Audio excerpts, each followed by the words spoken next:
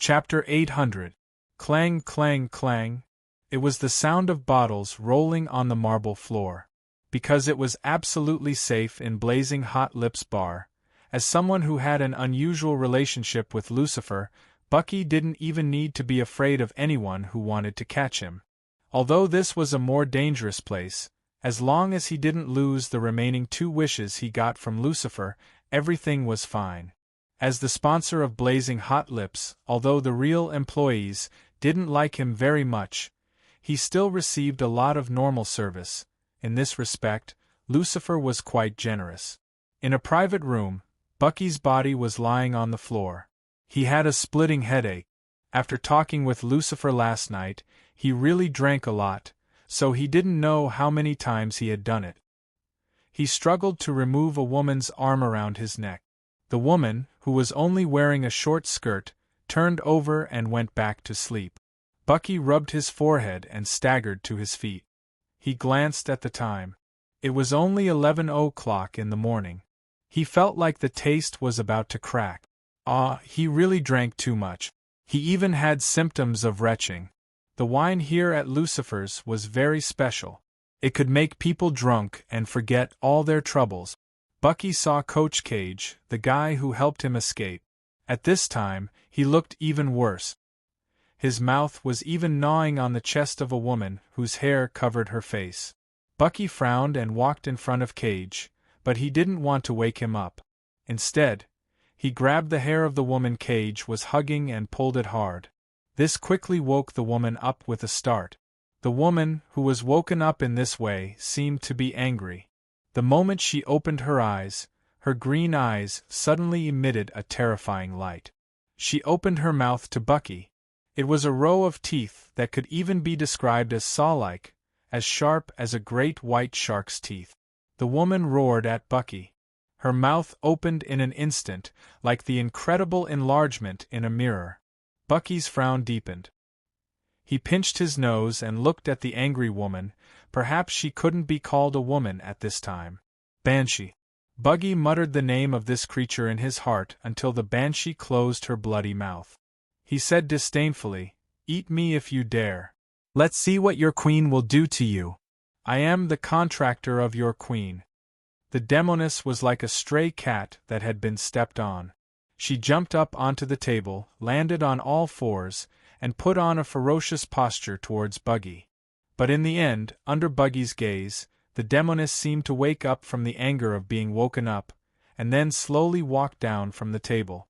Her teeth were no longer sharp, her expression was no longer ferocious, and she had once again become a hot girl with an outstanding appearance and figure.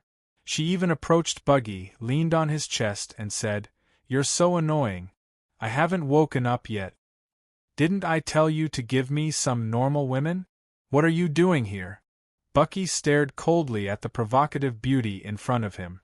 This banshee was a monster that specialized in sucking the essence of men. Bucky was absolutely unwilling to touch her. Therefore, it must be because he was drunk last night, and this woman sneaked in quietly. "I didn't touch you. I just helped your friend to have fun." The banshee giggled and gently pushed Bucky away. Then she bit her finger and made a seductive posture. "Of course, if you want. I don't want to die early." Bucky glanced at the banshee coldly, and then looked at Coach Cage's appearance. This guy was much more haggard than yesterday, and his face was very ugly at this time. The banshee shrugged and no longer had a seductive posture. She turned around and walked out of the door. Bucky looked at her back. There was a black, slender tail swinging casually in the air behind her back. He wanted to say something but stopped. There was no doubt that Lucifer, who had given him 3 wishes and had not aged for decades, was definitely a witch. Perhaps she came from hell, so she had a servant like a banshee. During the day, the bar was not open. Those hired ordinary employees were not there, so the remaining real employees were naturally a little relaxed. Although it could not be said that they had revealed their true colors, it would definitely make people who saw them doubt their lives.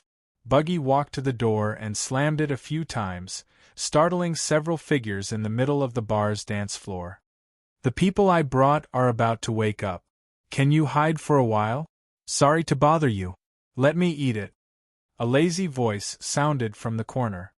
I think I can suck the essence again? It was the voice of the banshee who had gone far away.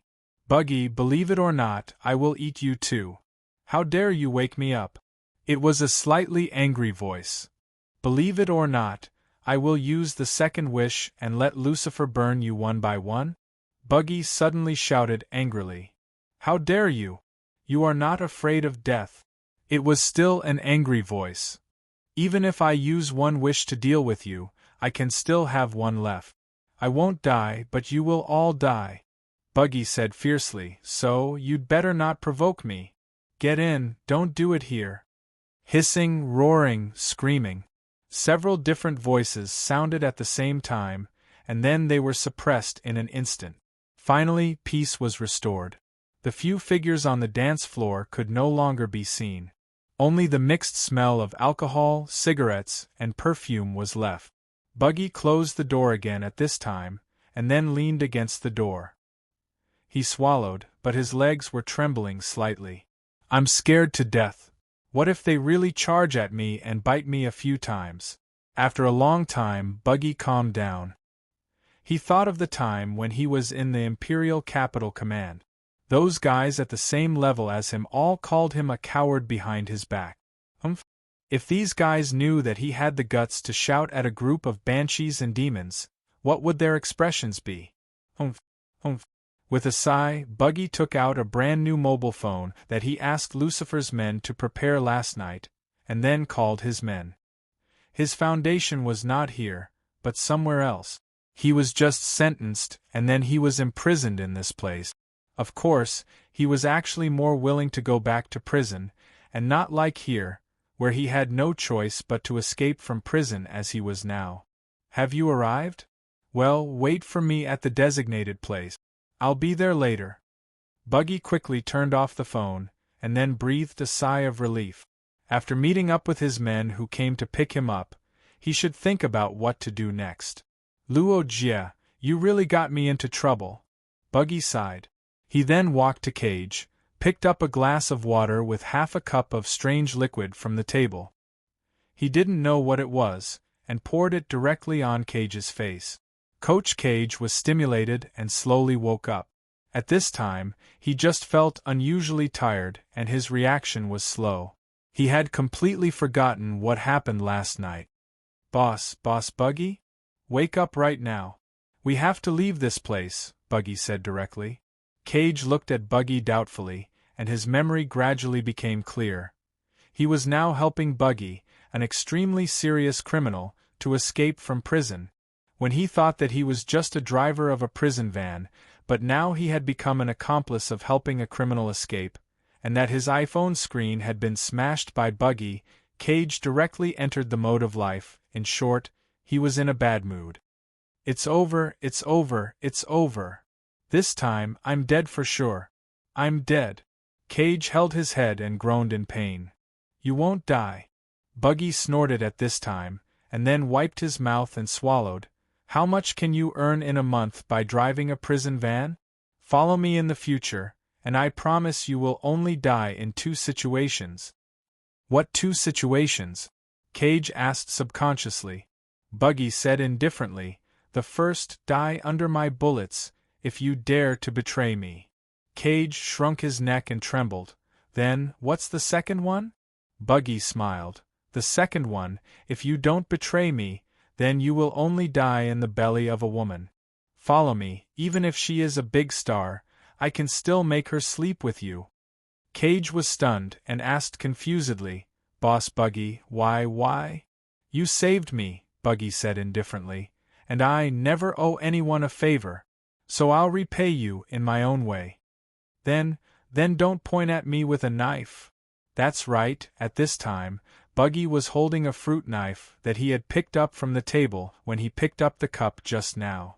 Cage felt that the future was very bleak, and he almost cried out. He followed Buggy out of the room with a bitter face. At this time, a woman in a black spaghetti-strap dress walked towards them. She was so beautiful that Cage could barely breathe. She slowly walked in front of the 2 of them. Charlotte? What's the matter? Buggy frowned. Charlotte smiled at this time. Nothing, I just divined for you last night. Your action today won't be very smooth, and it will be a little dangerous, so I advise you, maybe you can stay for a few more days. Buggy frowned and stared at Charlotte for a long time with uncertainty. Is it only dangerous? Isn't it enough? Charlotte smiled faintly. As long as you won't die. Buggy threw the cigarette butt on the ground and stepped on it directly, and then walked past Charlotte. My luck has always been good. Cage, if you don't want to die, follow me, don't be in a daze. Cage could only reluctantly withdraw his gaze and follow Buggy, mainly because Buggy pointed at him with a knife again. By the way, she asked me to tell you something, Charlotte said again. Buggy frowned. What did she say? If, in the future, someone claiming to be from Michael Club comes to you, you should stay as far away as possible, Charlotte said indifferently. Michael Club? What's that? Buggy was stunned. Maybe there's someone similar to her in there. What do you think? Charlotte said indifferently. Buggy frowned. One Lucifer is hard enough to deal with, if there are more. He quickly shook his head and waved his hand impatiently. Got it. The door of Flaming Hot Lips was opened somehow, and the sunlight outside pierced in, making it hard for people to open their eyes. Cage followed Buggy all the way out. He couldn't help but look back at the extremely seductive woman, but at this time she was shrouded in shadows, and he could only see the woman's delicate snow-white legs and black high heels. F***ck. I drank too much last night. Buggy rubbed his head again, feeling like he was being roasted by fire if he stayed outside for one more second. At this time, Cage suddenly ran to Buggy and took a deep breath. Boss Buggy, I want to play with 10 female students. I'll follow you. Useless. Buggy snorted. At least 50. Idiot. 550. Cage opened his eyes wide, as if he had heard the gospel from heaven. Outside the laboratory of the Municipal First Hospital, Song Howren walked out quickly with a file bag in his hand. He was silent until he came to the underground garage and got in the car, then a smile appeared between his eyebrows. The phone was ringing. Soon it was connected, and his father Song Tianyu asked, How is it, the result? Song Howren rarely heard Song Tianyu's anxious tone since he was sensible. Song Howren didn't joke with his father as usual, but said softly, his surname is Song. Really? That was a voice that was hard to suppress and extremely excited. Song Howren could even imagine how excited his father, who was thousands of miles away, was at this moment. For example, he directly jumped up from the chair. It can't be wrong, Song Howren said seriously. I personally took the hair, including the roots, and it's very complete. I watched the whole process of the test and comparison. The report is already in my hands. Father, congratulations, you finally found the descendant of Uncle. He's also your relative. Song Tianyu's voice was still excited, but also relieved. God bless us. It's really God's blessing. We finally found the descendant of our Song family. Found it. His father's voice gradually softened, and finally returned to silence. Song Howren silently accompanied him. Suddenly, Song Tianyu said, Howren, it's almost the new year, right? Song Howren said subconsciously, Isn't the new year already over? Today is the 5th of January. Song Tianyu said softly, I'm talking about our new year, the Lunar New Year. You can bring him back. We'll have a meal together as a family. Let me take a good look at him. I know what to do. Song Howren nodded.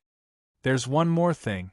Song Tianyu suddenly stopped, and his voice suddenly became a little different. Song Howren sharply caught the change in his father's emotions and frowned. There's one more thing? Song Tianyu coldly said. My Song family is not a family that can be bullied by just anyone. I'll immediately ask a big sister in the country to help me investigate who killed my poor nephew Luo Qi back then, and whether there's anyone behind him. If there is. Chapter 801. It was 3 hours later than the agreed time with his men, but Buggy still hadn't shown up. Because of this, the few subordinates who rushed over from the distant headquarters overnight to provide support had long become extremely impatient. However, no matter how they tried, they couldn't get in touch with their boss. They didn't dare to leave without permission, but they couldn't just wait like this. They had to at least get a little clue, to make sure that their boss Buggy didn't encounter any accidents on his way here. "I've already peed 2 bottles. Who told you to drink so much? Also, can you throw the bottles away? The smell reminds me of the smell my mother used to have when she was herding cattle on the farm." Bastard! Thus, someone disdainfully got out of a gray-white van with 2 bottles in his hand. At the same time, in the distance, 2 pairs of eyes were also watching this scene. The owners of the eyes were Buggy and Cage, the former prison van driver who had just become Buggy's underling. The wonders of life were often miraculous. One day, you were still a staff member of a government unit, although the type of work might not be particularly noble, and you might only be at the bottom of the hierarchy with no influence, but the next second, you had become an accomplice of a felon. Moreover, you would spend the entire afternoon with this boss, doing nothing but staring at a grayish-white van. If you were bored, you could even find out how many times the men in the van had relieved their physiological needs in the past few hours. We're talking about normal urination. Boss Buggy, why do we keep staring at them instead of going over? Aren't these people your underlings? What puzzled Cage was that Buggy was even in the mood to read a magazine that had just been bought from the street kiosk. Therefore, it was Cage's job to keep an eye on the people who came to pick them up. It was his first task after becoming Buggy's underling. "Don't worry, keep watching." Buggy lazily turned to a new page of the magazine. "You can't knock on the widow's door if you're too impatient, and you can't wet a naked female student if you're too impatient. Relax, take your time." Cage could only say, "Boss Buggy, is it because of what that beautiful woman said when we left the bar? She said that she would give you a divination or something. Boss, you don't believe her, do you?" In Cage's opinion, as long as he sat in that car, he could reach heaven where he could play with 50 female students. Of course, he could get on this car. He was ready to punch in the card at any time, but Buggy didn't move at all. How could Cage not be anxious? Hadn't they already waited for 3 hours in vain without any accidents happening? Although it was indeed difficult to knock on a widow's door if one was impatient, after waiting for 3 hours, the widow might have solved the problem herself with her hands or some strange item. Cage was very sure that Buggy had become so cautious because he had heard what the woman called Charlotte had said. Believe her nonsense? I would be an idiot to believe her so-called divination. Buggy shook his head, looking extremely disdainful. That woman's divination has never been accurate 9 out of 10 times. Let me tell you this, as long as her divination unfolds normally, then the content of the divination will be completely opposite. If the result of her divination is good, then things will definitely develop in a bad direction. But if it's the other way around, then congratulations, you will definitely be able to sit back and relax. Cage was stunned and was even more puzzled, since she said that boss would be in danger. Doesn't that mean that everything will go smoothly this time? But boss, why are you still so careful? Buggy was even more disdainful. It's because Charlotte is such a special guiding light that I have to be more careful. Don't think that this woman seems to be surrounded by mystery, making people feel that her whole body is full of inconceivable. In fact, she is a very petty idiot. I have already said that under normal circumstances, this is usually the case. But in order to ensure that her divination is correct, this woman will usually use abnormal means. F***ck. I'm not afraid of the agents who are chasing me, or the people who want to take my life. I'm afraid of Charlotte. Cage said incredulously, "You mean this woman will play tricks on us behind our backs and put you in danger?" Buggy sighed and put down the new issue of Playboy magazine in his hand. At first glance, one could tell that he was a gangster with a story, Sooner or later, you will have to pay for what you did, but at least I won't let myself die in the hands of a woman." Cage shook his head. He hadn't experienced this realm yet. And was this really a line that matched the above dialogue style? "Well, then let's continue to wait," Cage said helplessly. Bucky suddenly said, "No need, you go and find them, and ask them to come and pick me up. It's been a few hours. With Charlotte's temper, she would have already done it if she wanted to." "Boss, isn't it better for us to walk there?" Cage was still puzzled. Bucky glanced at Cage indifferently and said coldly, "As a boss, of course, you have to let your underlings come and pick you up. This is the basic rule, okay? Damn, I've been sitting for too long, and my legs are so crossed. My legs are numb." "Okay then." Cage nodded, and walked directly to the van that had been parked for a long time. But before he moved, Bucky put a cap on Cage's head and said indifferently, "You take this with you, this is the mark I told them before. If you walk there like this, they won't believe you." Cage nodded and thought to himself that these gangsters were really good at everything. He lowered his head and put his hands into his pocket. Then, he crossed the road and walked toward the van. Only then did Bucky forcefully move his raised leg down, and then quickly beat it, hoping that the blood in his leg would recover by the time his lackeys came over. Otherwise, if he couldn't stand up, it would be King embarrassing. While rubbing his calf, Bucky raised the toy binoculars he bought by the roadside, and watched Cage coming into contact with the van. They seemed to have noticed that someone was approaching, and the person was wearing a cap, so two people quickly came down from the van. At this time, Cage quickened his pace, as if he was walking toward the paradise with 50 female students. However, when Kahima raised his head and saw the person in front of the van, something unexpected happened. Out of nowhere, several men rushed out. These men were wearing shirts, but they were wearing bulletproof vests. Their movements were fast, and they were holding pistols in their hands. They instantly pushed Cage from behind to the front of the van, and hurriedly flipped over Cage's arms, pressing him against the front of the van, and pointed a gun at his head. Almost at the same time, more than a dozen guys dressed in the same way rushed out from all directions. They surrounded the van parked in the alley, and shouted loudly. They were shouting loudly, even though they were far away and couldn't hear what they were saying clearly. However, Bucky's experience was too rich. Even if he had to guess, he could guess what these guys were talking about. "Raise your hands, don't move. You're surrounded, put down your weapons and surrender." At this moment, how could Bucky still care about Cage and these guys who suddenly rushed out? Without saying a word, he raised the magazine in his hand and pretended to be completely attracted by the content of the magazine. While reading, he left from a distance and quickly blended into the crowd. F***CK. Charlotte is obviously a quack. 9 times out of 10, she's wrong in her divination. Why did I bump into the right one this time?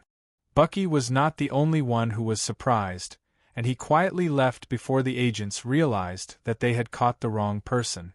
At this time, on the rooftop of a building on the same street, 2 pairs of eyes were also filled with the same astonishment. Them or them. Charlotte was still wearing a black spaghetti strap dress and black high heels, only revealing a small part of her snow-white calf. At the same time, she was holding a black lace-edged umbrella, muttering to herself, "I didn't expect." As for the thing beside Charlotte, it was something much uglier. It had a crocodile-like head, fine green scales all over its body, and a pair of huge bat-like wings on its back. It was a combination of bones and skin.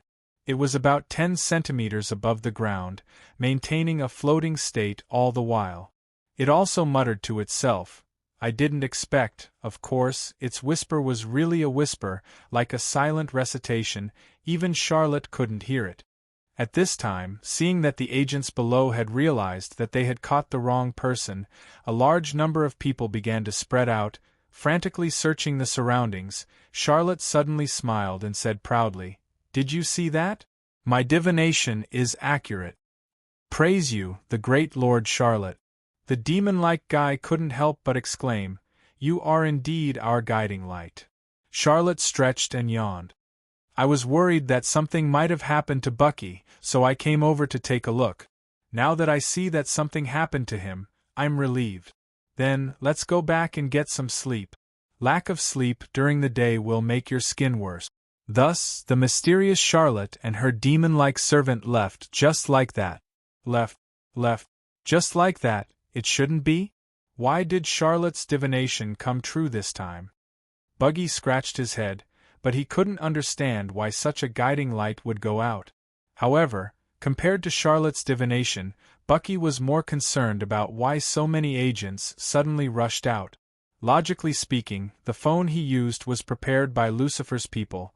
Although those guys were often very dangerous and treacherous, at least the quality of the things they used was excellent. So, it was impossible to find out anything about the phone. Could it be that Cage secretly told on him? But Bucky quickly denied this idea, because during this day and night, he and Cage were always together. This guy was even raped by a banshee last night and fell into a deep sleep. There was no extra operation at all. Then, there was only one possibility left. There was a problem with his subordinates. Bucky kicked the trash can that he had just passed by in annoyance, feeling very depressed. Sure enough, debts come quickly. It seemed that he had just betrayed Luojiazai and let him be buried behind the theater. Now, it was his turn to be betrayed by his subordinates. The more Bucky thought about how he had been betrayed, the more frightened he became. This time, the subordinate he called for help was a good brother who had been with him for more than 10 years and had gone through fire and water with him. But such a brother still betrayed his whereabouts in the end. This was terrible. During the time he was in prison, most of his business was taken care of by this confidant.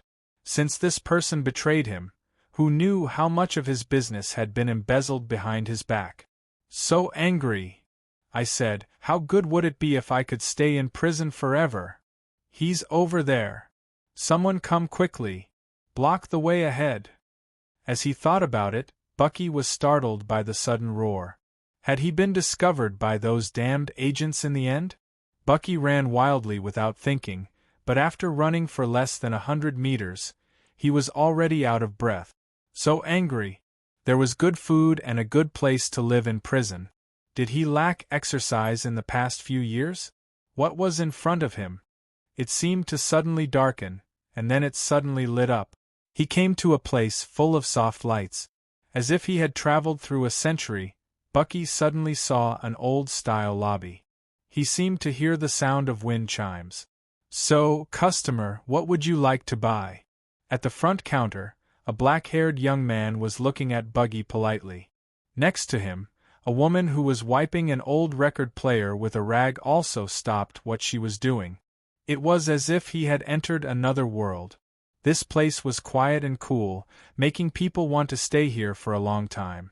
For a moment, Bucky couldn't even feel the breath of summer.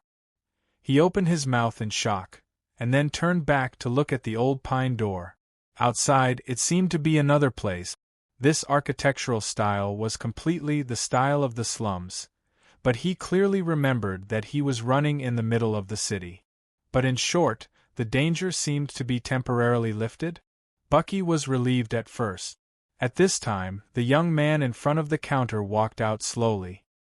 His eyes were always looking at Bucky with a trace of doubt and a little curiosity. Bucky unexpectedly met the young man's eyes, and suddenly there was an indescribable feeling in his heart. This kind of eyes reminded him of Lucifer subconsciously. In his impression, Lucifer also looked at him like this. The cold indifference in the depths of his eyes.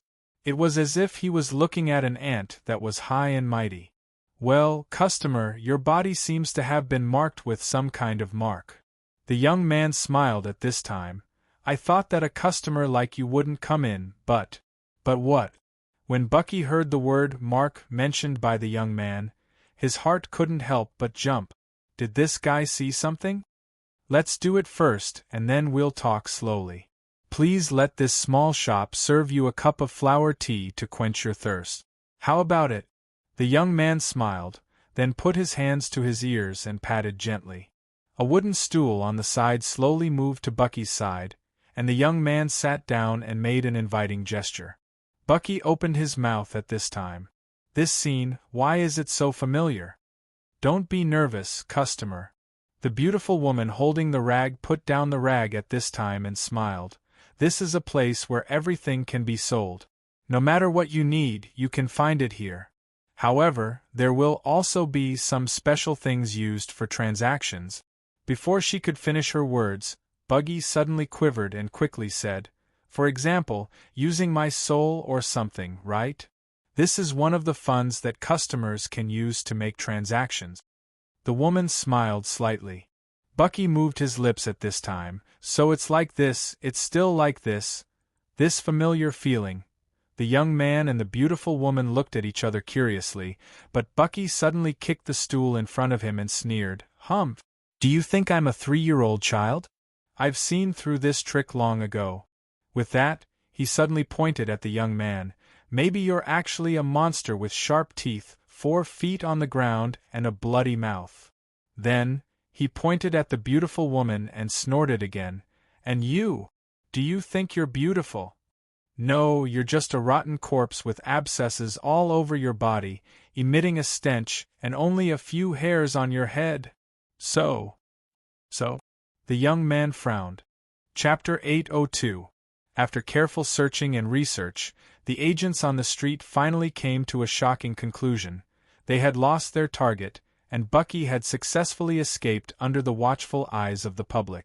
The news was like a line of fire that instantly burned into the command group of this operation, and finally ignited the leader in charge of this operation. The leader believed that he had pasted all the abusive words that he had accumulated over decades on the members of this operation, but he still could not calm down. After drinking 2 glasses of ice water in a row, he regained a trace of calmness, but he was still like a defeated rooster. The operation group has 15 people, 4 of them are senior agents, there are ambushes all around, and there is also information provided by informants. The leader of the operation group slammed the table. The last report that was given to me was that they caught the wrong person? The leader's eyes were wide open. After José's death, his position was empty, and there were many people who were eyeing him covetously. As the commander of this operation, it was a good opportunity for him to gain credit and prove his strength, but he did not expect that the operation would fail at the most critical moment. Because of this, the leader, who fought hard to be promoted, stared fiercely at a man who was eating takeout in the conference room and said with great dissatisfaction, "You don't seem to be surprised that Bucky was not caught?" The man picked up the napkin next to him and wiped his mouth. His etiquette was impeccable. If they did not know this guy's identity, the operation group would have thought that this guy was a descendant of some noble family. I've already helped you and done my part. So, whether the result is that we caught him or not, it doesn't seem to have anything to do with me, right? Doflamingo. The leader could not help but clench his teeth. Who are you calling? The man raised his head slightly, and a strange smile appeared on his face. I am now called St. Francis, a Ph.D. from Yale University. You. The leader of the operation group glared fiercely at the slow man again, but in the end there was nothing he could do. 11 He knew that he really could not command this guy. Otherwise, this guy, who had clearly appeared in the hostage situation as an extremely serious criminal last night, would not be sitting here openly today and paying attention to his operation this time. To be precise, he was a subordinate of the big shot of the country behind the operation leader, or a collaborator who had some sort of cooperative relationship with that big shot. This time, he was only here in the name of assistance. But even so, the team leader was still so angry. Dr. Saint Francois. The team leader emphasized his pronunciation at this time and said in a deep voice, Buggy has already left. What do you think of this matter? Doffer, St. Francis said indifferently, as expected of Buggy. He has luck that is hard for ordinary people to understand. In other words, I wouldn't be surprised if he was able to escape unscathed during such a capture. The leader of the operation knocked on the table. I'm asking you, what else do we have to lure him out? St. Francis shook his head and said, No. The capture this time had exposed the fact that some of Bucky's subordinates had betrayed him. Bucky was a timid guy, but he was also a very suspicious guy. He felt insecure all the time, so once he was in prison, he never thought of leaving. By the same logic, if the person who helped him betrayed him this time, then he will not find anyone else to continue to help him. Unless one day, he thinks that he has cleaned up all the people who betrayed him or the hidden traitors. Who are you? I can only watch him be safe and sound? That's your business. St. Francis shrugged. This time, the betrayal of Buggy's subordinates has exposed the flag I have been planting around him. In the future, he may track down the person who schemed against him this time. St. Francis stood up. Although I am not afraid of Buggy, once this guy activates that strange luck, he may cause me some trouble. So, next you have to rely on yourself. With that, St. Francis directly pushed the door open and left. When the door opened, a blonde dressed in a professional suit immediately greeted him. This woman appeared as St. Francis' secretary. In less than half a day, Dr. St. Francis, who graduated from a famous school and had made special achievements in many fields, quietly appeared in the political system of this country.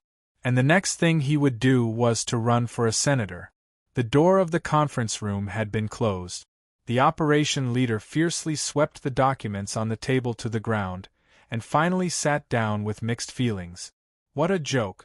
Such a cruel felon who had killed countless people, in less than half a day, actually became a candidate for a senator, and was more likely to enter the center of power of the country in the future? This country has fallen to this extent? The leader of the operation let out a long sigh and looked at the screen that had been assembled at the last minute. In the end, he felt that all the strength in his body had been exhausted. He picked up the microphone with difficulty and said in a lifeless voice, "Let's call it a day. We'll come back and plan the next capture.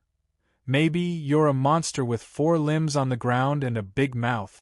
Maybe you're a zombie with rotten body and only a few hairs." Such a voice, as if supported by the will of some universe, actually echoed in the hall. Of course, such a feeling was purely an illusion. Speaking of which, Boss Luo didn't wear the mask that was specially prepared for him because he left his hometown. Of course, now he no longer needed the mask as a cover, even if he met an acquaintance. Even though Bucky had seen the boss and Miss Maid with his own eyes last night, at this moment, in the lobby of the club, it was as if Bucky had never seen them before. The ability to temporarily seal the perception of oneself from the other's perception seemed to have appeared unconsciously. Luocio didn't think about the specific time when this ability appeared. In general, besides being an energy-saving person, the boss was also the type to adapt to circumstances. But what kind of rich imagination did he have to imagine himself as a monster? How much hatred did he have for women to compare women to pink skeletons, like zombies? Luocio had never been narcissistic. Even if he walked on the street, he wouldn't deliberately look at his reflection in the window of the shops on the street. Even so, he was far from being ugly enough to be described as a monster, right? It seems that the customer has experienced something. Well, something special before this. The reason why the boss was that even so, he still had a good temper and patience. But Bucky didn't seem to think so, because he really felt that he was too clever to see through the young man and woman at a glance, although he didn't know where they came from. But since there was someone like Lucifer, it was not inconceivable that there would be someone similar. At this time, seeing the young man and woman's stunned look, Bucky sneered and said, "Don't pretend anymore, show your true body. It must be hard for you to maintain this form, right? I, Bucky, am not a person who hasn't seen the world. Even if you are really a monster or a rotten zombie, I can talk to you properly. Even that will make me feel that you have at least a little sincerity." Monster asterisk 2. Zombie asterisk 2. Boss Luo was silent. Miss Maid maintained a charming smile before the master made a statement. Smile, smile, smile. Why aren't you talking? Bucky frowned at this time. Is it not a monster or a zombie? Is it something else disgusting? Well, I don't mind. I have even seen an octopus monster before, and I won't despise you. But it better not be a mud monster. I can't stand that kind of stench. By the way, you are a woman. Forget it, you are a female. This perfume is quite good. Is it to cover up the stench on your body? Where did you get it? I will bring some for a few guys I know. I can't stand the stench on them every time. By the way, there is also their breath. Monster asterisk 3. Zombie asterisk 3. Octopus monster asterisk 1. Mud monster asterisk 1. Female asterisk 1. Stench asterisk 1. Breath asterisk 1. Seeing that the man and woman were still silent, Bucky shrugged, then pulled the stool that automatically moved to his side again, and sat down directly. His hand was on the back of the chair, and his body was slightly slanted, which was quite dissolute. He said in a relaxed tone, "Relax, even if you are exposed, it is not a big deal. But if you want to trade with me, I am afraid you will be disappointed. I heard from Lucifer that there will be some hotheads coming from his hometown to this world every once in a while. These hotheads have no other skills, and they are not good enough to tempt humans. They can't even see the truth clearly. Sometimes, they will stupidly attack the prey that has been marked by the high-level devil. In the end, they don't even know how they died." With that said, Bucky intentionally or unintentionally revealed his collar. The button on the collar was opened at some point, and a black tattoo was faintly discernible. It seemed to be a skull, and then the left and right sides were surrounded by black wings. It seemed to be saying, "I am the one marked by the high-level devil. We are indeed new to this place. Thank you for reminding us, dear guest." Boss Luo smiled slightly. Bucky waved his hand at this time as if he was experienced. "It doesn't matter. After all, I have experienced this kind of thing several times before, so I am more experienced. You two should be the new devils, right? How about it, are you new here? Are you familiar with this place? If there is anything you need, just tell me. After all, Lucifer and I are very good friends. Since you are a guest from her hometown, I have to help take care of you. Furthermore, no matter what, you guys did help me and helped me escape the pursuit of those fellows. Oh right, I've said so much, my mouth is a little dry. You pour me some water. That person asterisk 1. Clang. Something was thrown on the floor. The source of the sound seemed to be a staircase on the side of the lobby. At this moment, Buggy looked over curiously and found that he was looking at an old man with a huge afro, who was dressed like a popular person in the 60s and 70s of the last century. He was immediately amazed. The old man with the afro quickly bent down and picked up a vinyl record. Then, he said in a cold sweat, I forgot a few songs and couldn't create them. So, I decided to come down and look for this record so that I can get the background music for the game. I didn't hear anything, I really didn't hear anything. I'm going back to work."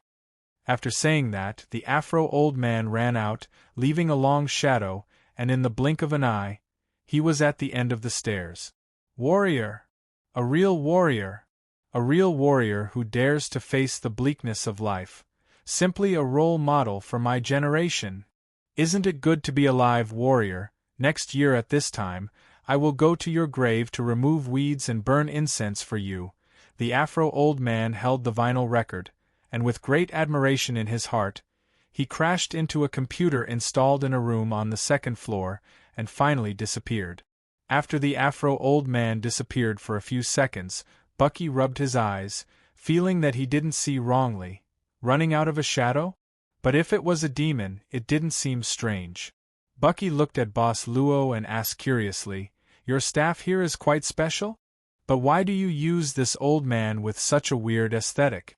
Do you respect the old and love the young? By the way, don't you have any drinks for greeting? You're really lacking. Sorry, we neglected it. Luochu bowed slightly, showing an apologetic look. We really didn't pay attention to your needs and habits. Bucky said generously, It's okay. Anyway, he's a newcomer, he doesn't know anything and needs to be taught. He'll get better in the future. You're right. Boss Luo was even more humble, we really need to reflect on ourselves. Bucky narrowed his eyes. Well, it seemed that this newcomer was quite tactful. He was not like those hotheads he had met a few years ago. Every time, they would attack him violently. In the end, when they saw the mark left by Lucifer, they would cry and beg for his help. Since he was so tactful, he would bring him back to Lucifer. Anyway, in the blazing hot lips bar, apart from some of Lucifer's own employees, there were a few guys who were brought there by Buggy. For example, the banshee that chased Cage away last night. You don't need to reflect on yourself, Bucky said pleasantly. I'm a generous person. No, no, no. Boss Luo shook his head and insisted. In order to make you feel at home, I think it's necessary to slightly change the layout here. In order to make this negotiation go on smoothly, it's very important to use the environment that you're familiar with. Sigh, I said there's no need to go through so much trouble. Bucky smiled and said, I actually have a good point, that is, I like to guide newcomers, especially people like you who understand things. Hey, why do I feel it's getting hotter? Is the air conditioning not on? It's indeed getting hotter, dear guest. Boss Luo suddenly snapped his fingers. Then, shall we start the consultation in hell? Oh, okay. What? Bucky blinked his eyes. Then, he saw the floor tiles of the lobby being lifted up one by one. As the floor tiles were removed like a jigsaw puzzle, streaks of orange-red light began to fill the surroundings, followed by rolling heat waves. The floor tiles finally disappeared completely. Bucky lowered his head and saw that under the chair, a bright orange-red liquid was flowing slowly, and even kept bubbling. At this time, there was a pungent smell of sulfur in the air. Almost for a moment, Bucky even felt that he had been suffocated by the pungent smell of sulfur. He raised his head with a stiff neck. At some point, the skin of the young man in front of him suddenly split open and finally turned into a huge monster. As for the woman who was more perfect than Charlotte, she suddenly put her hands on her hair and slowly tore it open. She was like a butterfly breaking out of its chrysalis. A bloody head popped out from the wound on her scalp. The originally pleasant sound turned out to be like the sound of rusty gears grinding, mixed with the sound of scraping glass. It was carrying a special drink. It was a bubbling, smoking purple liquid that was stored in a vessel with flesh and bloody skulls that still had blood and flesh left. This is a special drink made from the brains of lizards and ogres, added sulfur and rat plasma. I hope you like it. Looking at the slowly approaching utensil, Bucky suddenly covered his mouth in shock. He didn't feel so painful even after a hangover. At this time, a roaring voice came from above. Guest, don't you like it? I can ask my servant to change it for you. Bucky looked up subconsciously, only to see 3 identical heads above him. The 3 heads were connected to a huge body, and on this body, there were a lot of round mouths full of sharp teeth. Droplets of saliva flowed out of the monster's 3 mouths and fell on Bucky's body. He looked like he had been splashed with water over and over again. It was a green, viscous substance that looked like gastric juice. Bucky blankly reached out to wipe the sticky stuff off his face, then took a deep breath and suddenly screamed, "Help!" He instinctively stood up, but after his body left the stool, he instantly lost gravity and fell straight down. Almost at this moment, Buggy also grabbed the legs of the stool tightly, letting his body hang in the air. Guest, I forgot to tell you that the magma below is real magma. The huge monster above made a deafening sound at this moment. As if to verify this statement, the utensil containing the strange special drink suddenly slipped from the hands of the bloody servant girl. Splash! It fell into the magma and melted in an instant. Help, help! I want to go back to prison. Chapter 803. Bucky had never seen Lucifer's original appearance, but he had seen a lot of the original appearances of Lucifer's subordinates. Of course, the main reason was that most of Lucifer's subordinates were a group of idiots who would reveal their true colors when they were drunk. But no matter what, as long as he was Lucifer's prey and had her mark on him, those idiots would not dare to touch him. Therefore, Bucky could feel that the place where Lucifer came from must be a very strict place. The person at the top had supreme power.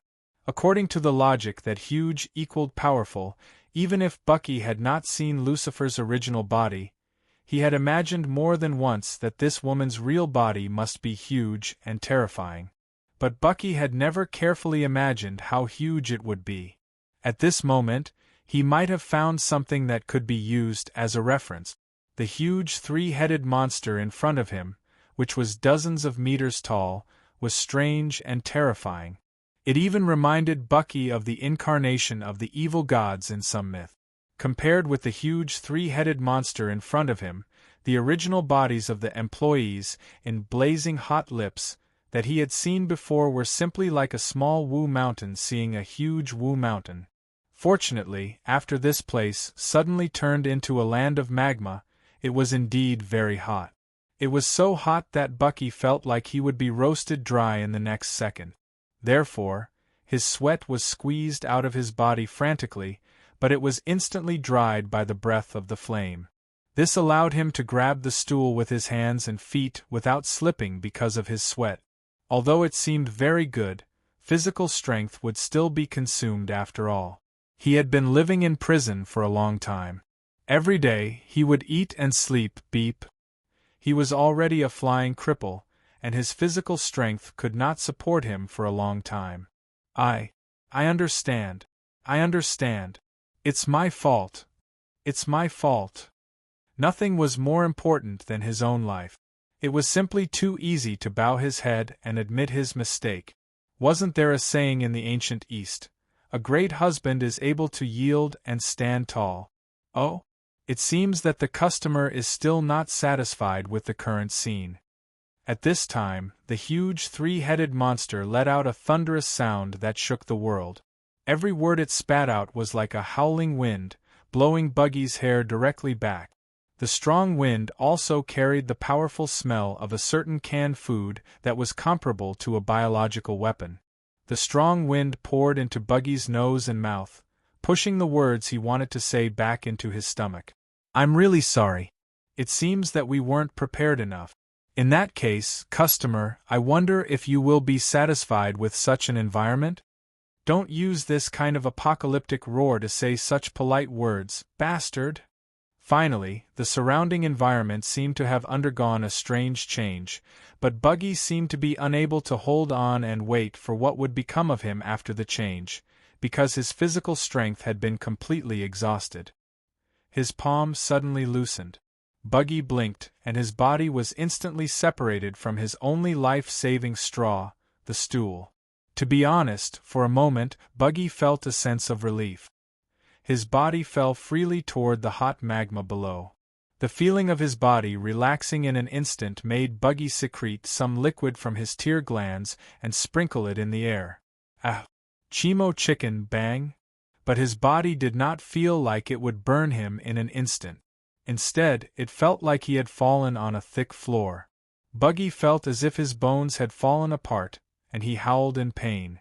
At this time, Buggy opened his eyes and saw a green luster around him. He could not see the huge three-headed monster. As for the bloody corpse of the maid, it seemed that it was no longer there. Had he survived the crisis? Buggy subconsciously breathed a sigh of relief. He lay on the ground.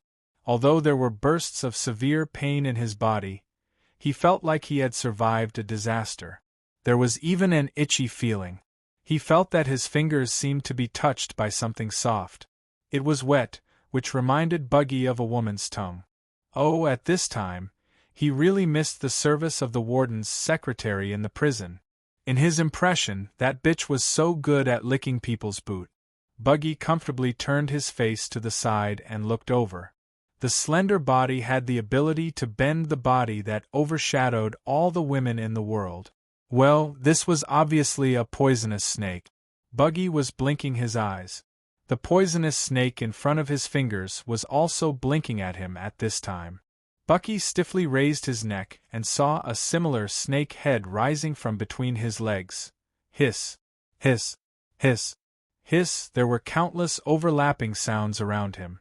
Only then did he see the surrounding environment clearly. It was like an endless world.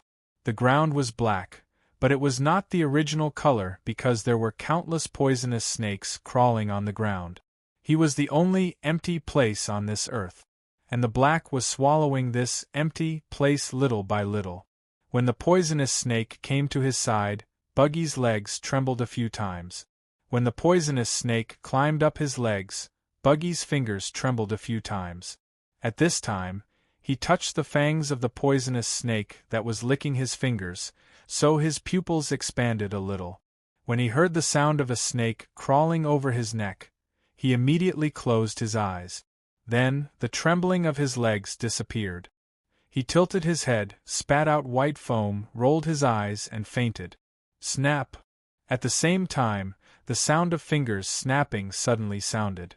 The surrounding poisonous snakes, the dark earth, the green world, everything gradually faded away like a curtain being pulled away. The surroundings were still the familiar lobby of the club, quiet and elegant. The stool that the boss pulled out to greet Buggy was still in place.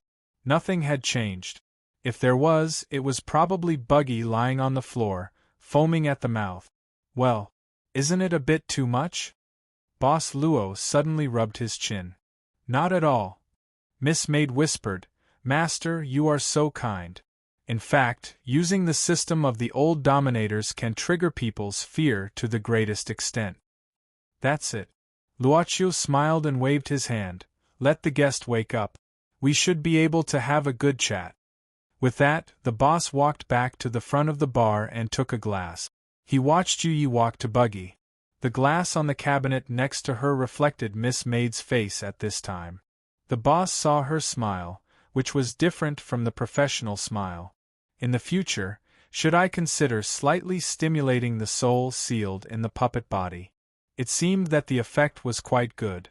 Luoqiu opened a bottle and slowly poured a bright red liquid into the glass. It was like blood, bringing life. The moment she closed the black umbrella and walked into blazing hot lips, Charlotte directly handed the umbrella to the guy with a strange crocodile head beside her. Charlotte glanced at the bar and frowned. Let those lazy fellows clean up this place before we open at night. Chop up the slowest one and throw him to the back alley to feed the dogs. Let's see which stray cat or dog is lucky enough to eat the meat and summon it back to guard the door after it's demonized. Yes, I'll do it right away. Charlotte then stretched and walked all the way to the entrance of the basement. After seeing Charlotte's arrival, the two muscular men guarding the door quickly knelt on the ground on one knee. Charlotte didn't care. She put her hands on the door, pushed it gently, and walked in. The construction of the basement was much larger than it looked from the outside. It seemed to have completely exceeded the original size of the basement of the bar on the blueprint. Lucifer? At this time, Lucifer was leaning against a windowsill. This windowsill was supposed to be sealed, and the outside was made of thick concrete. But at this time, the window had been pushed open, and a black courtyard could be seen. Lucifer was holding a glass of green wine in her hand. She bent her legs and quietly looked outside the courtyard. Bucky's aura disappeared. Lucifer turned her head, and her long black hair fell directly to the ground. Her skin was much paler than Charlotte's, as if there was no such thing as blood. Disappeared? Charlotte was stunned. It shouldn't be. Half an hour ago, I saw him alive and kicking. The people who caught him couldn't kill him so quickly. Besides, they couldn't kill Buggy. After all, the first wish he made was. He didn't die, but his aura suddenly disappeared. Lucifer shook her head and suddenly frowned. It's like he was completely cut off from this main world. Charlotte pondered and said, could it be that he accidentally walked into the lost zone? But that shouldn't be the case. Every single one of the lost zones around here has already been sealed by us. The so-called lost area was an entrance to a different space that existed but could not be sensed by ordinary people. The place connected to the lost area was related to the main world, but it was another independent place. There were many ways of origin. Some were created by people, some were naturally generated, and many were fragments peeled off from the main world. Different systems had different records about the lost area. Lost was just Lucifer's term. Such as the hidden land of the gods, the secret realm, the paradise, etc., were all terms for the different spaces connected behind the lost area. Lucifer said that Bucky's aura couldn't be sensed in the main world. Charlotte's first thought was that Bucky had mistakenly entered these places. It was not impossible for ordinary humans to enter. More often than not, ordinary humans had more opportunities to enter by mistake. After all, the population of the main world was so huge that other races could only look forward to it. Regarding the mysterious realm behind the lost area, some of it could even be familiar to humans. For example, the former Bermuda, or the country of the little people, written by the author who wrote The Adventure of the Little Kingdom. Of course, there were also similar geocentric worlds that retained primitive species mentioned in The Adventure of the Core of the Earth. Humans regarded them as the crystallization of fantasy power, but for extraordinary species, these were mysterious realms that could be followed. It shouldn't be. Lucifer's eyes flashed with a hint of doubt. Ordinary mysterious realms can't cut off the connection between me and the contractor. If it exists, it's only in a few places. Could it be? God found you? Charlotte's face changed slightly. If he came, the world wouldn't be so peaceful. Lucifer looked at Charlotte and said indifferently, "At least, I think I still have the ability to know what he did when he came." Charlotte suddenly lowered her head. She knew that she had inadvertently mentioned something taboo in Lucifer's heart. However, some strange black witchcraft can actually do it. Lucifer suddenly smiled. Her voice came from afar. When Charlotte looked up, Lucifer had already appeared in front of her.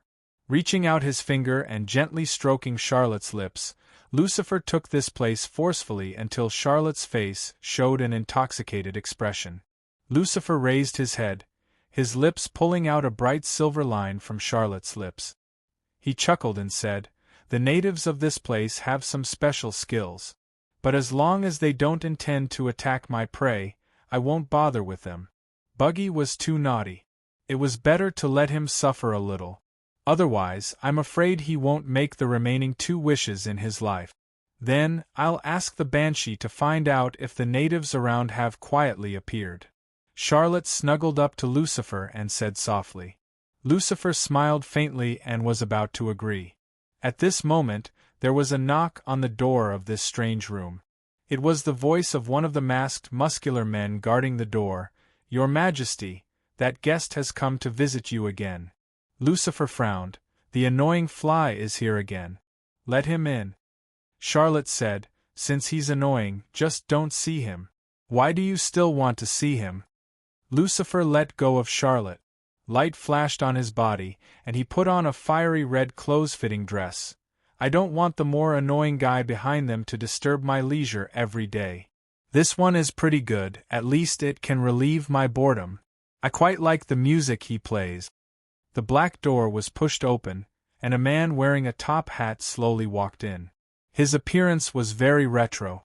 After taking off the top hat, he revealed a head of golden curly hair. Of course, it was put on as a wig. Chapter 804. After the classical man greeted Lucifer elegantly, he raised his head with a smile. The golden wig was unexpectedly soft and did not feel heavy at all. However, Lucifer knew that the reason why every strand of hair of this wig was bright gold was because they were all made of gold. You didn't see or hear wrongly. This was real long golden hair. Not only that, but every part of the clothes on the classical man could be described as truly luxurious. There were even 8 different gemstone rings on his 10 fingers. Although his unique temperament made his nouveau riche outfit not look vulgar, Lucifer still understood the heart of this guy's country bumpkin. "Wolfgang, today is not Tuesday. Why did you come early? Lucifer sat on a chair inlaid with many gems under the accompaniment of Charlotte. Wolfgang was the name of this classical man. Lucifer did not like to call this man's surname that was supported by later generations. Because of some small situations, I planned to change the original plan. Mozart. Wolfgang looked more humble at this time. He knew very well the identity of the luxurious woman sitting in front of him, the child of light, the great star of dawn, the king of hell, the master of the fallen angel legion. Oh, Wolfgang said, His Royal Highness once said that as long as I can play 100 songs that can move you, you will allow me to lead you to the crack on both sides once. It's already 19 songs. Time flies. Lucifer held his chin and chuckled. However, Wolfgang, are you reminding me of my original promise? Do you think I have a bad memory? Or do you think I won't fulfill this promise in the end? Of course not. Wolfgang shook his head and maintained a calm posture. Even if the person in front of him was the child of light who betrayed God in the teleportation, as a member of a special group, even if he could not defeat her, he could still leave calmly. However, once that situation developed, the good relationship between the two sides that he had worked hard to build would probably be destroyed. Wolfgang could not help but smile bitterly at this time. Your Royal Highness, at first, I thought that with my ability, it was not an impossible task to play 100 songs that could move you, even if it was difficult. It's just that 30 years have passed, and only 19 songs can reach the standard. It's too slow. Once a week is the opportunity you begged me to give you. Lucifer continued to hold his chin while narrowing his eyes. Why? Are you planning to get more opportunities from me? Yes, I think it would be best if I could have 2 opportunities a week. Wolfgang lowered his head so that Lucifer could not see his appearance at this time. At this time, he really felt like he was trapped in a cocoon. No matter how great a writer and performer he used to be, he had only been recognized 19 times in the past 30 years. It was really frustrating. When I was full of enthusiasm and poured a lot of effort into composing a new song and came full of hope, all I got in the end was an indifferent attitude. I must have been king out of my head to come looking for this Lord of the Fallen. How many girlfriends could he have in 30 years?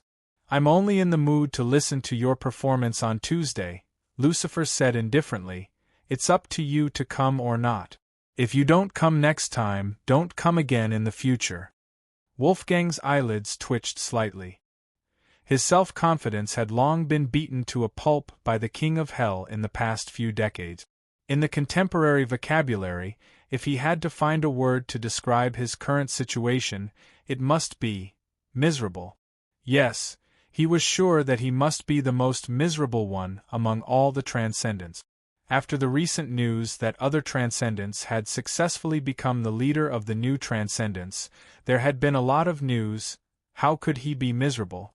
Look, even Hidden Sword, who hides in the cracks and rarely comes out, can pick up a human in his home.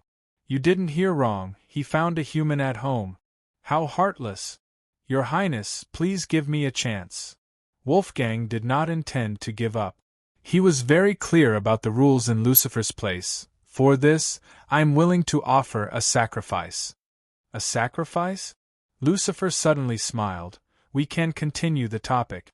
However, Wolfgang, this is on the premise that your sacrifice can satisfy me. Your Highness, please look.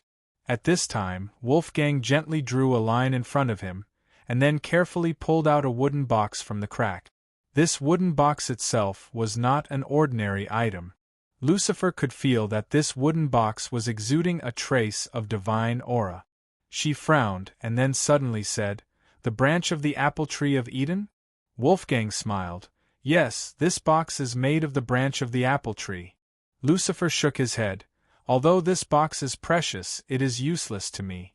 But you can send it to the church. I believe that they will be willing to give you a mountain of gold to return this thing. It is only used to preserve the thing that is truly dedicated to you. Wolfgang slowly opened the lid of the box. Lucifer's eyesight was very good, and in an instant, He had already seen what was inside the box. It was a yellowed page. This is... At this time, Charlotte had also seen it, and in an instant, a trace of shock appeared on her face.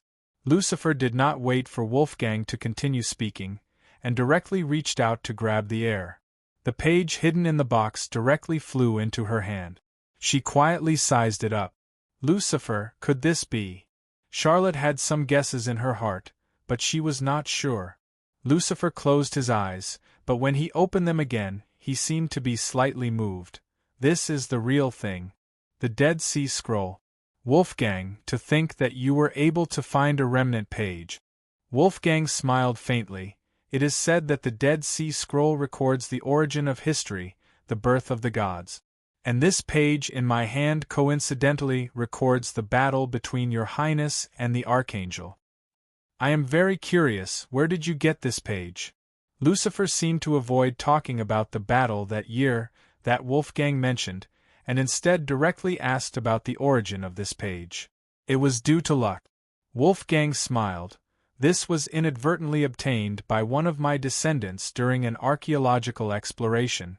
Of course, I also used a little method to exchange the remnant page from his hands. Lucifer said with interest, I really did not expect that you, who was once hailed as a musical genius, would actually run off to archaeology. Wolfgang smiled bitterly. We have no reason to restrict the development of our descendants. Even though his ambition is to become an archaeologist and an ancient linguist. Lucifer nodded, but she clearly heard the bitterness in Wolfgang's words. At this moment, Wolfgang cast an inquiring look. Lucifer was silent for a while before saying, I will accept this offering. I have my own rules. Since you have offered something good to me, I will give you a corresponding return. I am different from him, I never talk about illusory things. I will give you something substantial. Thank you, Your Highness. Lucifer stood up and said, From now on, every Tuesday and Sunday, you can come to my place to play for me. In addition, the number of 100 songs will be directly reduced by 50. Wolfgang was immediately overjoyed. This meant that his original mission was directly several times simpler. He could finally see the end, and he did not have to play until his hands were about to cramp every time he played the zither, unable to satisfy the master of hell. In that case, I will immediately go and prepare, Wolfgang said happily. Your Highness, I have just composed a new movement. Lucifer, however, said playfully, starting from next week, because I am not in the mood today, and this has also disrupted my original schedule. Although he could not carry out it on the same day, Wolfgang could not help but feel disappointed. However, since he had already received permission from Lucifer, that was already good enough to wait a few more days. For Wolfgang, who already had a long lifespan, it was not impossible. Then, I will take my leave first, Your Highness. Wolfgang performed very standard court etiquette. Wait, if in the future, your descendants can still find the remnant pages of the Dead Sea Scroll, they can continue to bring them to me. Lucifer said with a smile, If the number is enough, perhaps I can directly agree to your request and accompany you to the crevice on both sides. Wolfgang heard such a promise, but he was not as happy as he had imagined. He only nodded. Such a promise was not much different from an empty check. For his descendants to be able to find a remnant page was already a great fortune. Therefore, even as an ancestor, Wolfgang himself was not optimistic about this descendant's luck. Because, according to legend, the complete Dead Sea Scroll contained the secret to unlocking something else. That was the Akshay record that recorded the origin of everything. Charlotte took the page from Lucifer's hands and was extremely curious. The Dead Sea Scroll is said to be related to the clues to find the Akshay record. Wolfgang is actually willing to take it out and give it to you. Lucifer said indifferently, The transcending ones rely on the crevice on both sides to obtain an almost eternal life. The Akshay record is one of the origin items, an important carrier of the Lord's consciousness in this world. It is so precious that he might even be willing to use the whole of Eden to exchange for it. However, this kind of treasure is equivalent to poison for this group of transcending ones. After saying that, Lucifer sneered. This group of people who have betrayed the world do not dare to stand in front of the world and make a ruckus. Using it in exchange for my permission may seem like a huge loss to others, but to Wolfgang, it is at most a waste. Besides, it is only a single page, so it is not that useful. Then why did you agree to it? Charlotte asked in confusion. Reduce it? In the end, whether it can satisfy me or not, isn't the initiative still in my hands? What is the difference between 1 song and 100 songs? Besides, who asked this page to record the battle between me and my brother? Lucifer suddenly laughed strangely. Although the most important use of the complete Dead Sea Scroll is to be used as a beacon to find the Akshay record, it also has an ability that makes people excited. Possessing the complete Dead Sea Scroll is equivalent to possessing the ability to rewrite history. Lucifer's eyes shone brightly. The holder can use it to rewrite history. Of course, this kind of rewriting does not truly change what happened in history. What it rewrites is people's understanding of history. I don't understand. Charlotte was very direct. Lucifer said, for example, a person named Ryan. A person called Ryan, he died 100 years ago because of the war, and he was just a nameless soldier. However, through the rewriting of the Dead Sea Scroll, we can let future generations know that Ryan was a great monarch who was once undefeatable, and even founded a great country. Then, all of history will serve Ryan. In all of our knowledge, and documents, this great monarch will appear. However, the real Ryan will still be that nameless soldier.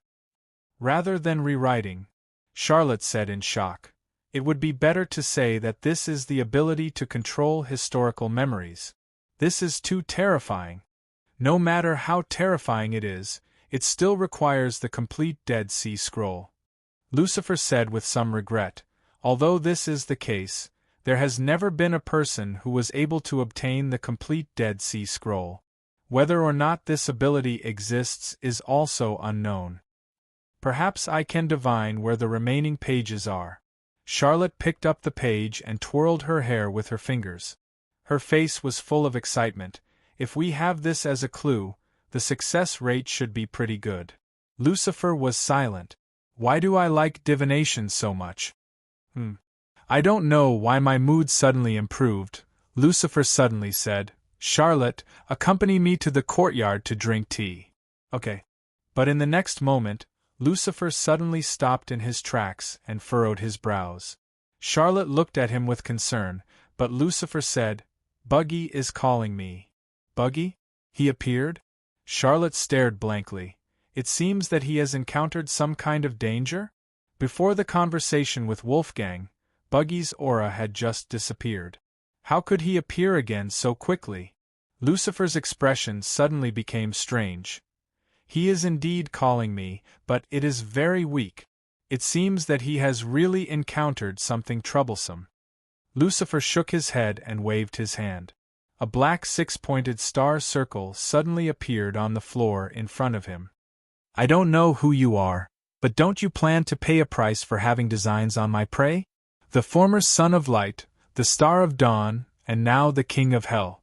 Each of his identities was a figure who could shock the 3 realms with a stomp of his feet in the world of transcendence. She really didn't take many things seriously. Charlotte shook her head. She probably didn't know where an indigenous god or a descendant of a god came from and captured Buggy under the circumstances. After all, Bucky had been bestowed with Lucifer's gift, a kind of super luck. However, at this moment, Lucifer suddenly spat out a mouthful of blood, and the black 6-pointed star circle in front of him shattered at the same time. She didn't even remember to say a word before she fell to the ground with a look of horror in her eyes. Lucifer. Charlotte was shocked. Chapter 805. Lucifer was invincible. Many years ago, when this almost perfect life appeared in front of Charlotte, she was clearly aware of this. From that moment on, she had blind worship for the powerful Lucifer. She firmly believed that the master of hell, even if she was no longer the brightest star in the sky, could turn into a black sun and completely devour all the light. She would sit high in the clouds of despair and darkness, riding on the seven-headed ten-horned red dragon, becoming the true source of chaos and the embodiment of fear, and finally tearing him apart. However, 100 years? 1,000 years? Charlotte had never seen Lucifer fall to the ground.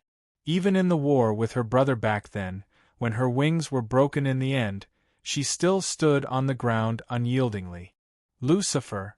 Lucifer! Charlotte sat on the black plush carpet in horror, hugging Lucifer's unconscious body, and repeatedly calling out. She even tore open her skirt, revealing the skin on her abdomen. Here, there was the same black tattoo as Buggy. Charlotte even directly used her fingernails to cut a wound on the skin above the tattoo. Blood came out from the red blood mark, turning into 1 line, 2 lines, 3 lines, and finally connected into one. The blood slowly slid down and finally flowed over this strange tattoo. She firmly believed that her call would have an effect. Lucifer, who was lying in Charlotte's arms, suddenly moved his fingers. Charlotte clearly saw Lucifer's action and subconsciously breathed a sigh of relief. Then, Lucifer opened his eyes. Lucifer! Charlotte excitedly called out this seemingly magical name. Lucifer, however, what made Charlotte suddenly feel uneasy was that Lucifer's eyes turned crimson in an instant. The moment Lucifer opened his eyes, a huge force pushed Charlotte's body away and slammed her heavily against the wall of the room. It was a terrifying impact. Charlotte's body almost smashed through the wall of the underground basement. At the same time, Lucifer, who was lying on the ground, strangely floated up. Her eyes were still crimson, and her long black hair was fluttering. Black light suddenly appeared behind her. Like a black swan spreading its wings, the black light bloomed and turned into huge wings. 1 pair, 2 pairs, 3 pairs. Lucifer floated off the ground, and the huge force was still crazily surging. Charlotte's body suddenly sank into the wall again. Around her, the thick walls began to break. Everything in the room, with Lucifer as the center, was crazily pushed away and destroyed. A strange language came out of Lucifer's mouth. Charlotte recognized this language. It was the ancient Hebrew language, a language with mysterious and powerful power. Lucifer! Charlotte shouted in horror. But this Lord of Hell, at this moment, seemed to not hear her. It was as if she was only moving instinctively. A violent and chaotic aura suddenly erupted. Charlotte only felt a splitting headache at this moment, as if it was going to explode. Not only her, but the 2 masked muscular guards behind the door had already hugged their heads with their hands and knelt on the ground in pain. As for the many employees in the Flaming Hot Lips bar, they were the same. They all revealed their true forms, but they still couldn't bear the pain from the depths of their souls, and they all cried out in pain. Charlotte suddenly spat out a mouthful of blood. At this moment, she suddenly regretted. She was afraid that she had forced Lucifer into a frenzied state because of her forceful cry. At this moment, Lucifer's power was still increasing crazily. This kind of power release would attract his attention very soon. Lucifer! Wake up, now is not the time. Lucifer! Lucifer still didn't listen or ask. Every syllable in the ancient language from his mouth became clearer and clearer. At the same time, in the sky above the city of Rio under the scorching Chintian sun, a strong wind suddenly blew, and the sky suddenly darkened. It was as if there was a huge whirlpool in the middle of the darkness, sucking in countless dark clouds. Strong wind, thunder and lightning. The city seemed to have suddenly welcomed a sudden storm. In the room, Lucifer suddenly opened his hands. At the same time, with her as the center, on the flat ground that had been pushed by her huge power, many black hexagram arrays of different sizes spread out crazily. The light hexagram arrays were like the ripples caused by raindrops falling on a calm water surface. They emerged crazily and overlapped with each other. The patterns of the hexagram arrays all turned bloody red in an instant, and Lucifer finally let out a roar, and his hands pressed down fiercely. The strange red hexagram shone brightly at this time, and Lucifer's power was still increasing crazily, as if there was no limit. The red hexagram arrays kept flashing, and after a few minutes, they gradually faded away. Lucifer was motionless at this time, and seemed to have quieted down. Her violent power seemed to have begun to disperse, and the pressure disappeared. Charlotte proudly fell off the wall. She was about to call out to Lucifer, hoping to wake Lucifer up a little. But Lucifer suddenly moved. The 3 pairs of black light wings on her back suddenly flapped together, and in a flash, the countless hexagram arrays shot out cold light. They were silver chains. The silver chains that rushed out of the hexagram arrays kept moving, as if they were the same chain, and they just pierced through all the hexagram arrays released by Lucifer. Finally, these silver chains moved together and shot toward Lucifer from all directions. Lucifer seemed to be unable to dodge.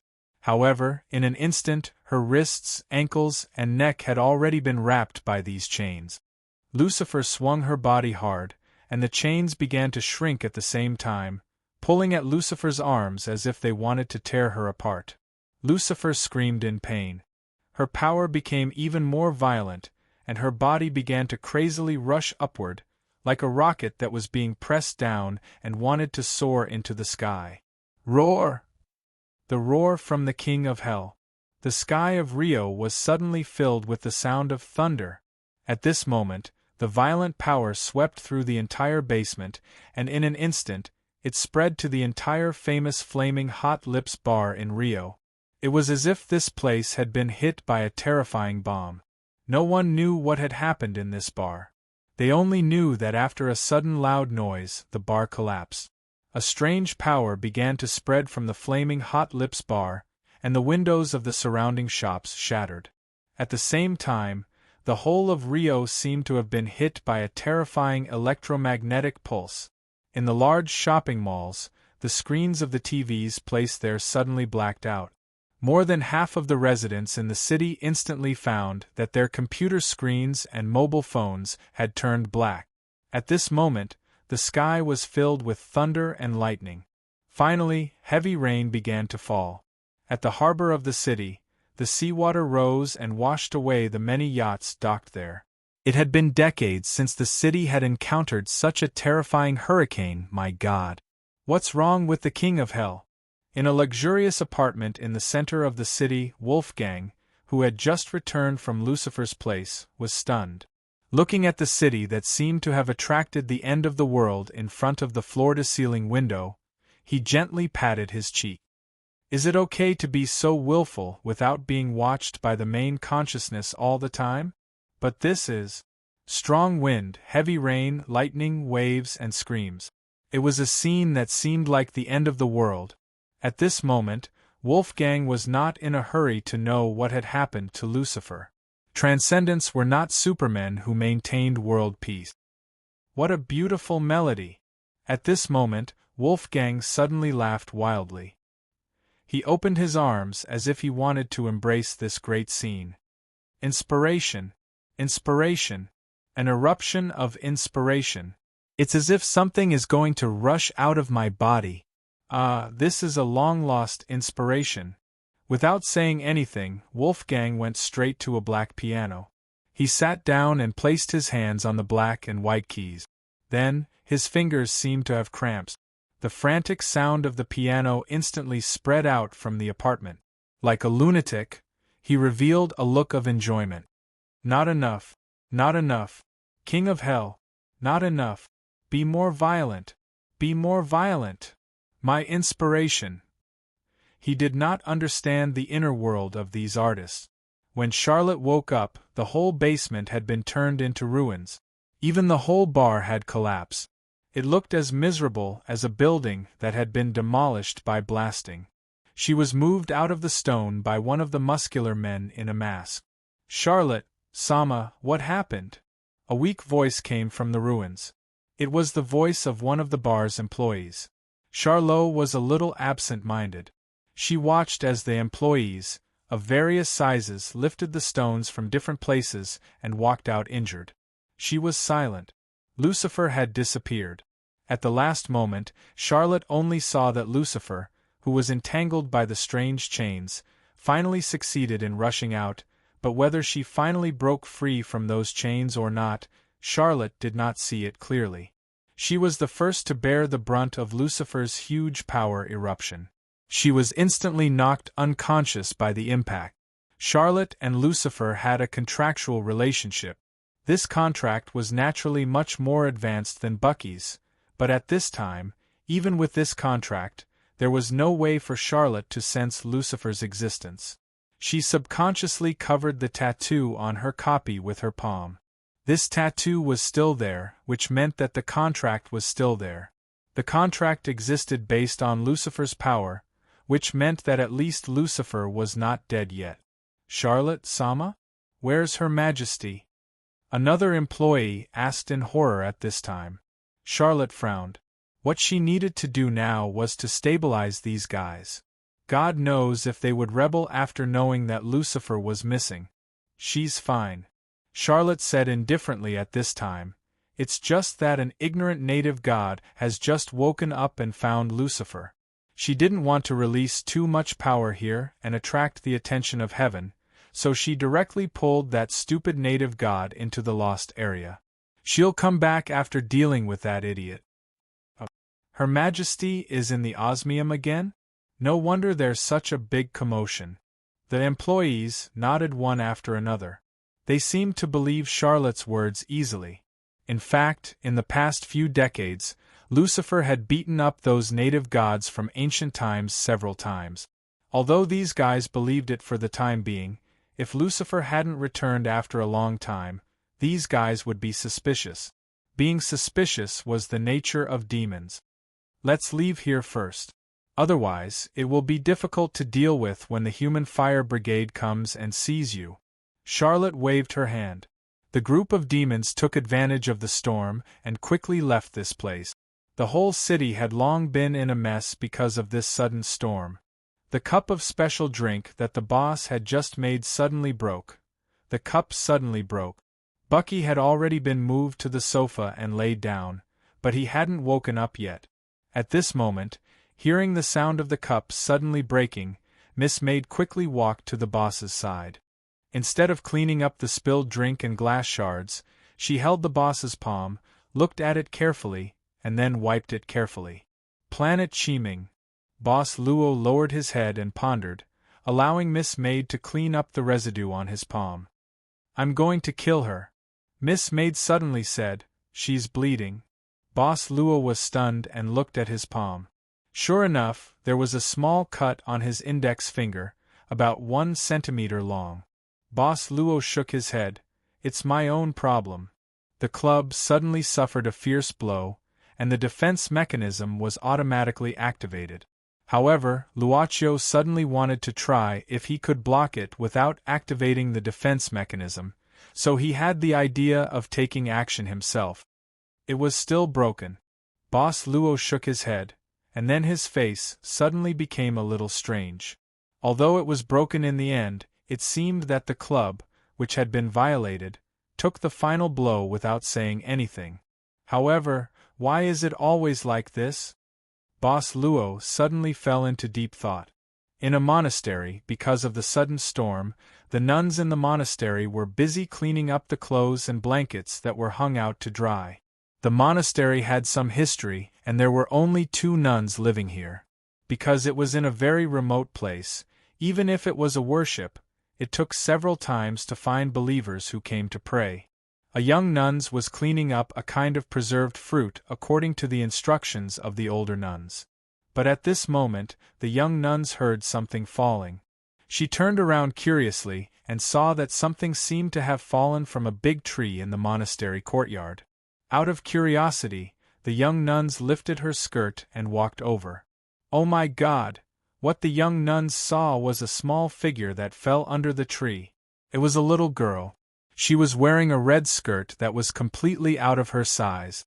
The skirt was tattered in many places, and the little girl's mouth was still stained with blood.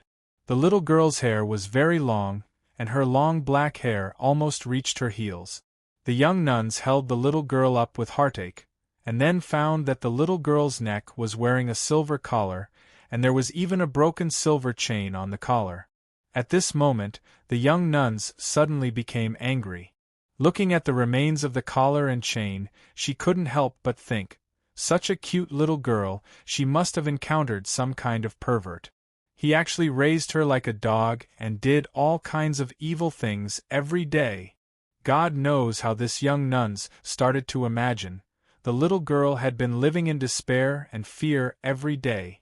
Maybe this time she took advantage of an opportunity to escape? God, what a poor child. Chapter 806. Master, your hand is bleeding. Let me clean it for you. Thus, the moist lilac began to wrap around his finger, twirling gently. Sometimes it sucked like a baby, and sometimes it was like tasting a sweet milk stick. At this time, if it was accompanied by the gaze of the rippling dark blue eyes, the edible effect would be even better. Of course, this kind of plot would not happen. After the little blood was wiped clean, the small wound on his finger was completely healed. As long as he was within the range of the club, the boss was immortal. He remembered that when he was shot in the forehead by the first customer with a gun, he was still able to stand up alive. Now it was just a minor injury that was lighter than a cut. If it weren't for the maid's concern, the boss actually didn't intend to pay attention to it. As a person who often went in and out of the kitchen, it was normal for him to occasionally get cut. Ah, help! Don't come over! Buggy, who was on the sofa, suddenly fell to the ground and then struggled in panic. He even waved his fists in the air.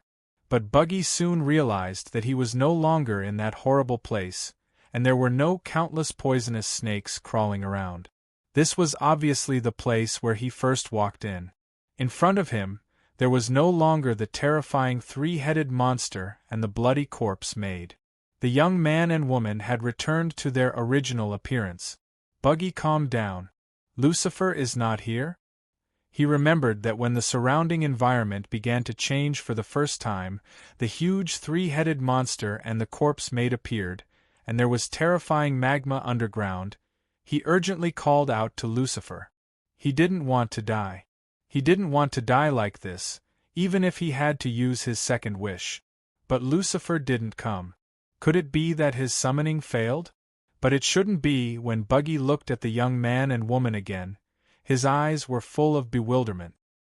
His mind turned rapidly, frantically calculating his current situation. The information about this place, from the moment he walked in, seemed to have been imprinted in his original cognition. It was a wonderful thing. However, as Lucifer's contractor, as someone who had given his soul to the king of hell, Buggy was only surprised by this unconventional method, not afraid. He could accept it very well. He began to organize the information about the club that had been poured into his mind. This was a place where you could buy anything, and the things used to trade were everything except for wealth. At first glance, this operation had many similarities to Lucifer's contract. However, Lucifer had specifically chosen to use his own soul as a sacrifice to obtain 3 wishes from her. It was said that when ordinary demons walked in the human world, they would use wishes as bait to lure humans to sell their souls. However, low-level demons were usually only able to fulfill 1 wish, and it was the kind of wish that was limited. Higher-level demons seemed to be able to fulfill 2 wishes. Lucifer, on the other hand, had 3, and there were very few restrictions.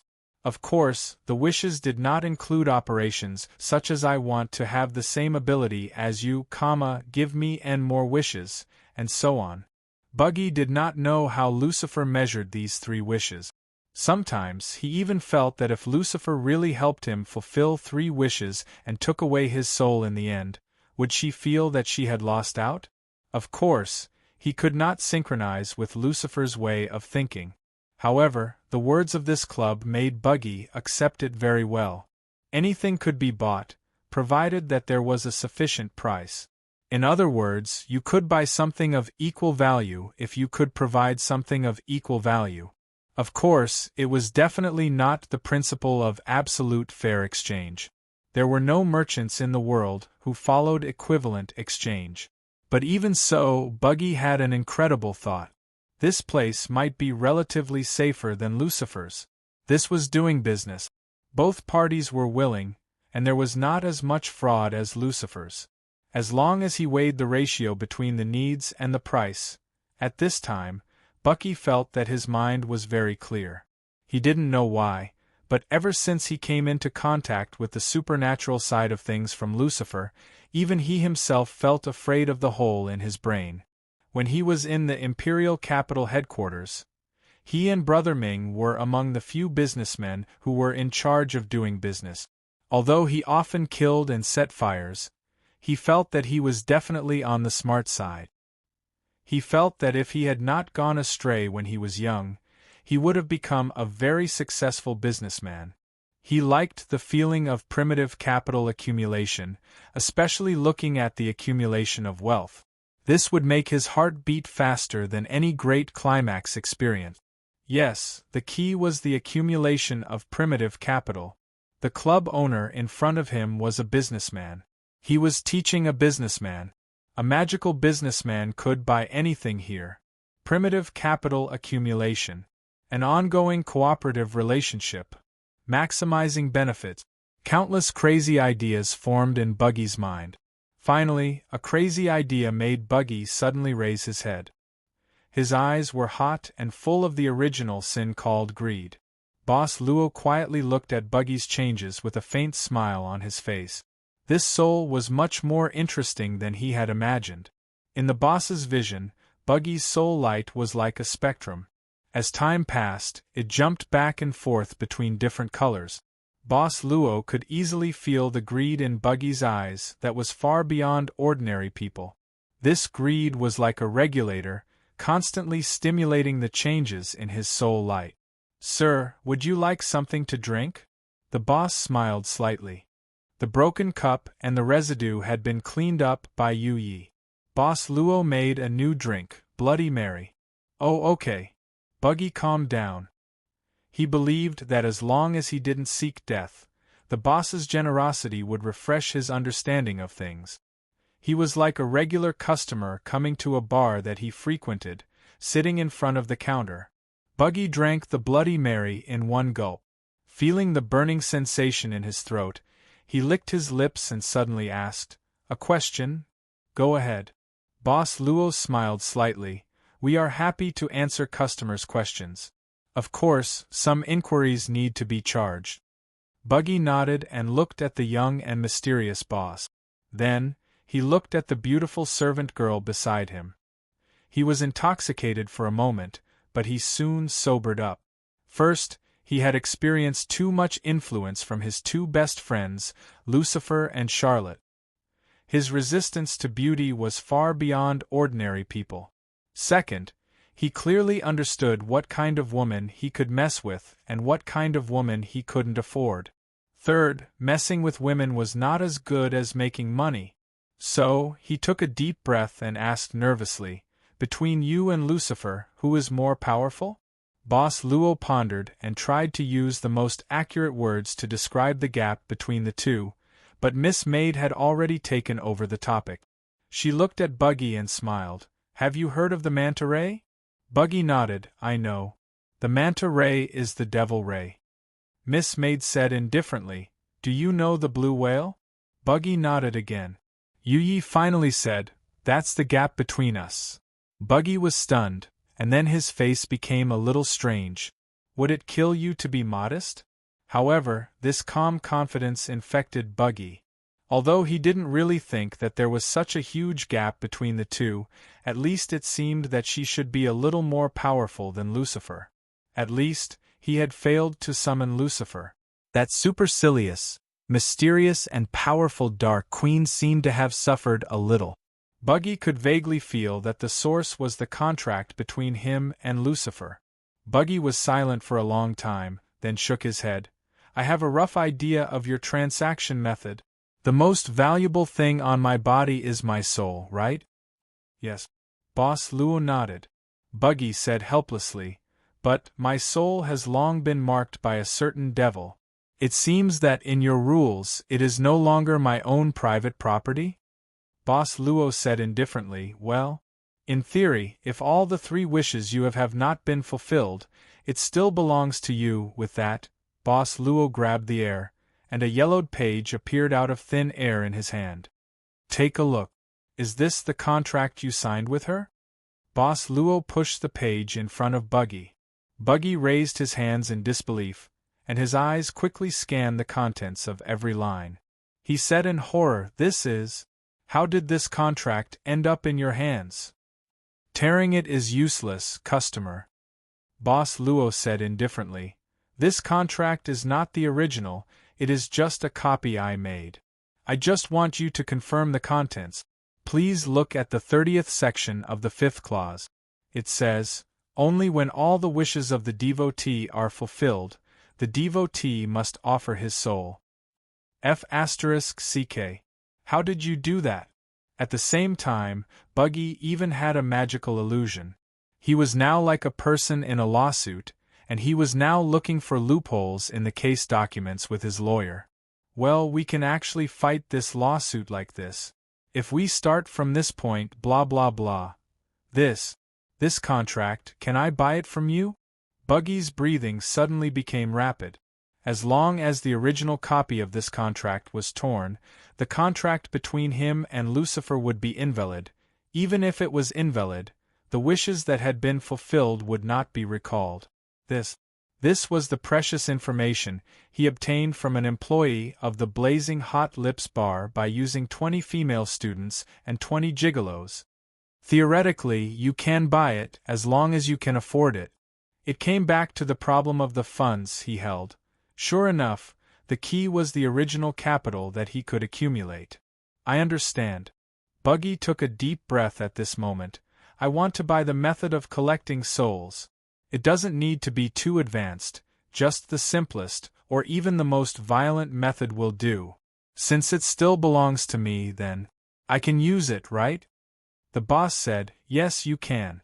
However, customer, although your soul still belongs to you, because you have signed a contract with someone else, considering that after we send the goods to you, there will be obstacles when we retrieve them in the future, I think the value of your soul will be slightly lower." Buggy did not mind the other party's behavior of lowering the price. Which businessman would not lower the price when doing business? That was the most normal thing to do. As for the matter of using one's own soul, who would care about that? Even if Buggy vaguely knew a lot about souls after death from the mouths of those stupid demons who often drank too much in the Blazing Hot Lips bar, he did not care about the matter of handing over his own soul. It was like doing business in urgent need of money, and then getting a loan from the bank. To get a loan, you always have to mortgage something to the bank. Mortgage real estate? It doesn't matter, I can earn it back in the future. I can redeem it in the future. This was a very normal businessman's idea, how to cash out more capital, and what he wanted to cash out was the method of collecting souls. When he could collect a large number of souls, he could naturally buy more things from here. And he would also reach a long-term cooperative relationship with this club. Just like the relationship between a dealer and a supplier, maybe he could get a lot of discounts in the future. The method of collecting souls? Boss Luo nodded. There is indeed a set of methods that are more suitable for you, customer. At the same time, it is also easier to operate, and even ordinary people can use it. What is it? Buggy's breathing quickened again. Give it to me, give it to me, give it to me. Buggy's eyes seemed to be filled with these 2 words. At this moment, in Boss Luo's vision, Buggy's soul was like a burning magnesium strip, emitting a dazzling strong light. Faith. Boss Luo gently spat out this sentence from his mouth. Many people felt that today was a particularly unlucky day. The peaceful harbor city was hit by a strong storm, and the observatory did not broadcast any news beforehand. This caused a lot of people to suffer a lot of losses, especially the private yachts anchored at the dock. The owners of the yachts were even more helpless. Of course, the losses were far more than that, because during the storm, the communication of the entire city was horribly attacked. Whether it was mobile phones, landline phones, or even computers, a large number of electronic products were damaged at the same time. Arnold frowned, looking at his mobile phone, which had completely black screen. Not only him, but the people around him were also in the same situation. As for the several TVs displayed on the cabinets of the electronic stores on the street, they directly turned into snow vases. I heard that if the activity of sunspots is particularly strong, it will cause a strong impact on us, and then cause electronic components to malfunction? Beside his ears was a man who thought he knew a lot of things, talking to his companion. Arnold shook his head, not interested in participating in such a street discussion. He looked at the messy scene on the street after being hit by the strong wind, and tightened his school bag. His clothes were wet from the storm, so he needed to find a place to change his clothes first. Fortunately, this strange storm left as quickly as it came.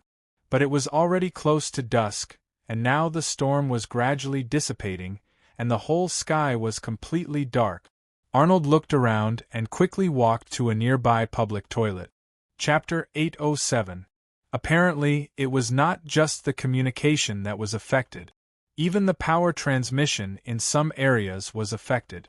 When Arnold walked into the public toilet, he found that it was dark all around. Only the emergency light inside was on. Arnold shook his head and cursed his bad luck. Then, he quickly placed his backpack on the basin and took out clean clothes to change into. He was just about to take off his shirt, but at this moment, he seemed to have thought of something.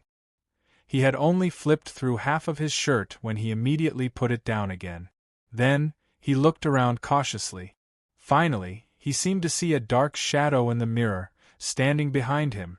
Arnold was startled. He quickly turned around and immediately felt a sense of horror. He didn't know when, or even silently, someone had already stood behind him. He could tell that it was a woman, however. The woman seemed to be lowering her head. Her long wet hair hung loosely in front of her face and her body was soaked. She looked like a drowning person who had been rescued by the shore. Arnold could vaguely make out a pair of eyes filled with hatred through the gaps in her hair. Arnold was so shocked that he stumbled backward and bumped into the basin. He subconsciously placed both hands on the basin to steady his body. At that moment, the woman's arm suddenly moved. It was a Western-style knife, the kind used to cut steak.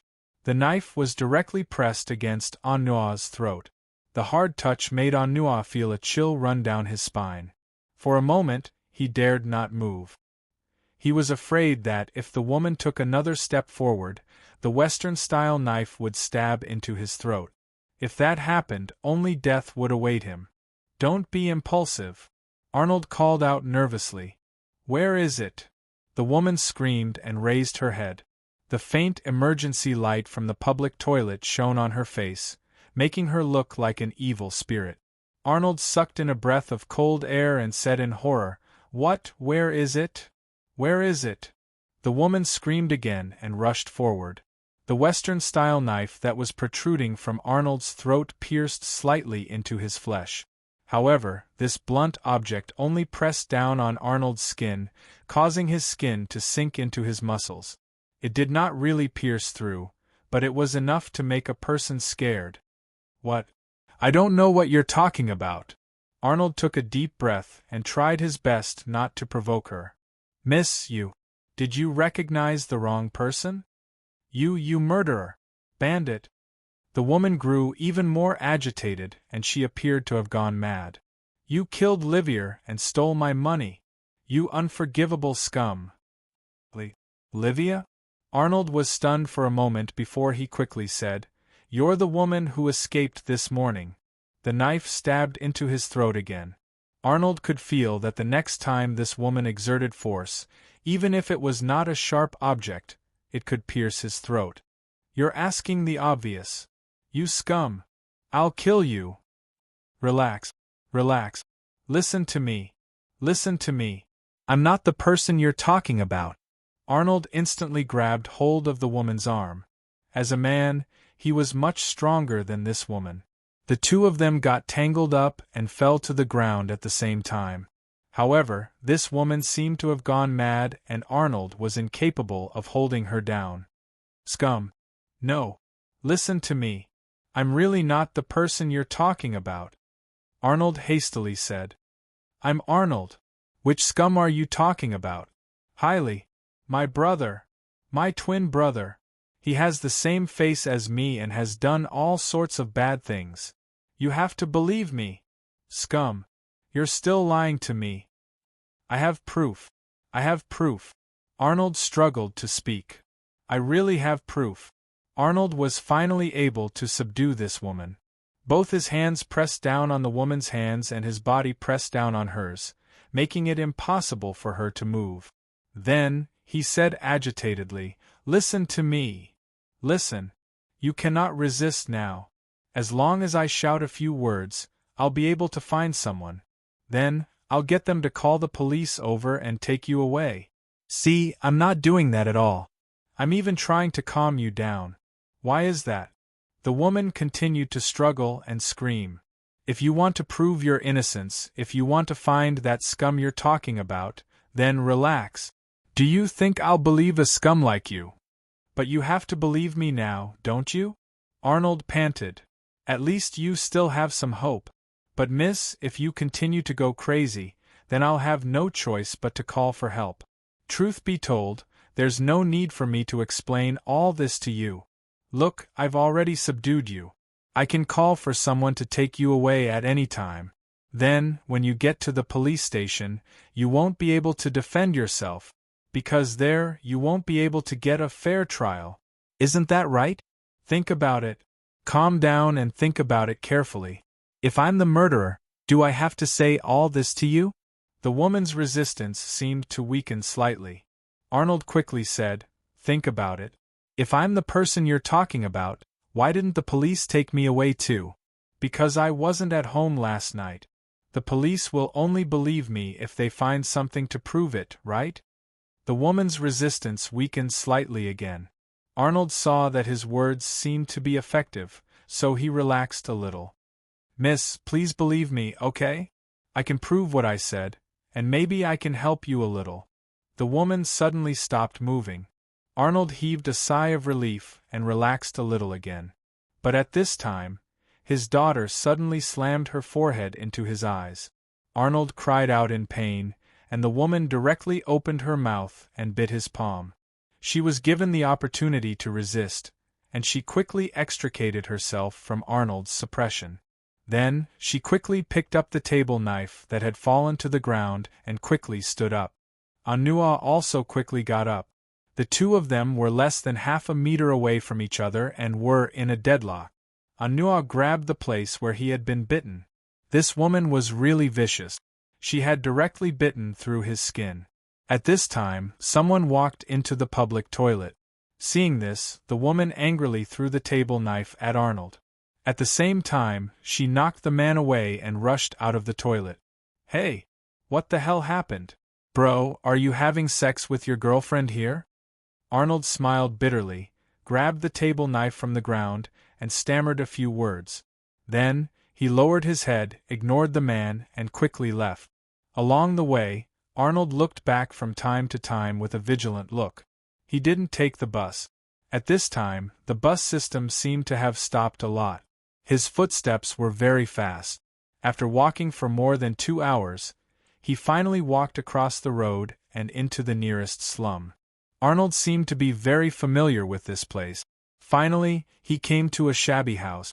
He took out the key, looked around, and then opened the door and walked in. This place seemed to have stopped because of the strange storm in the afternoon. But soon, the house was lit up. It should be a candle or something like that. Anua found something in the room and then returned to the hall. He had lit the candle on the table, so he directly pulled out a chair and sat at the table. Arnold sighed and suddenly said, Miss, are you here? He called into the darkness, but didn't get a response. Arnold continued, Miss, I didn't lock the door. You should be able to come in, right? I know where you are hiding. Come, this is the evidence I want to show you, the evidence to prove that I am not the scumbag you are talking about." As he spoke, Anual looked around nervously. In the end, he placed the thing he had found, the photo album, on the dining table and opened it. Arnold said slowly, "I have an older brother. His name is Haley. He has been a naughty person since he was born."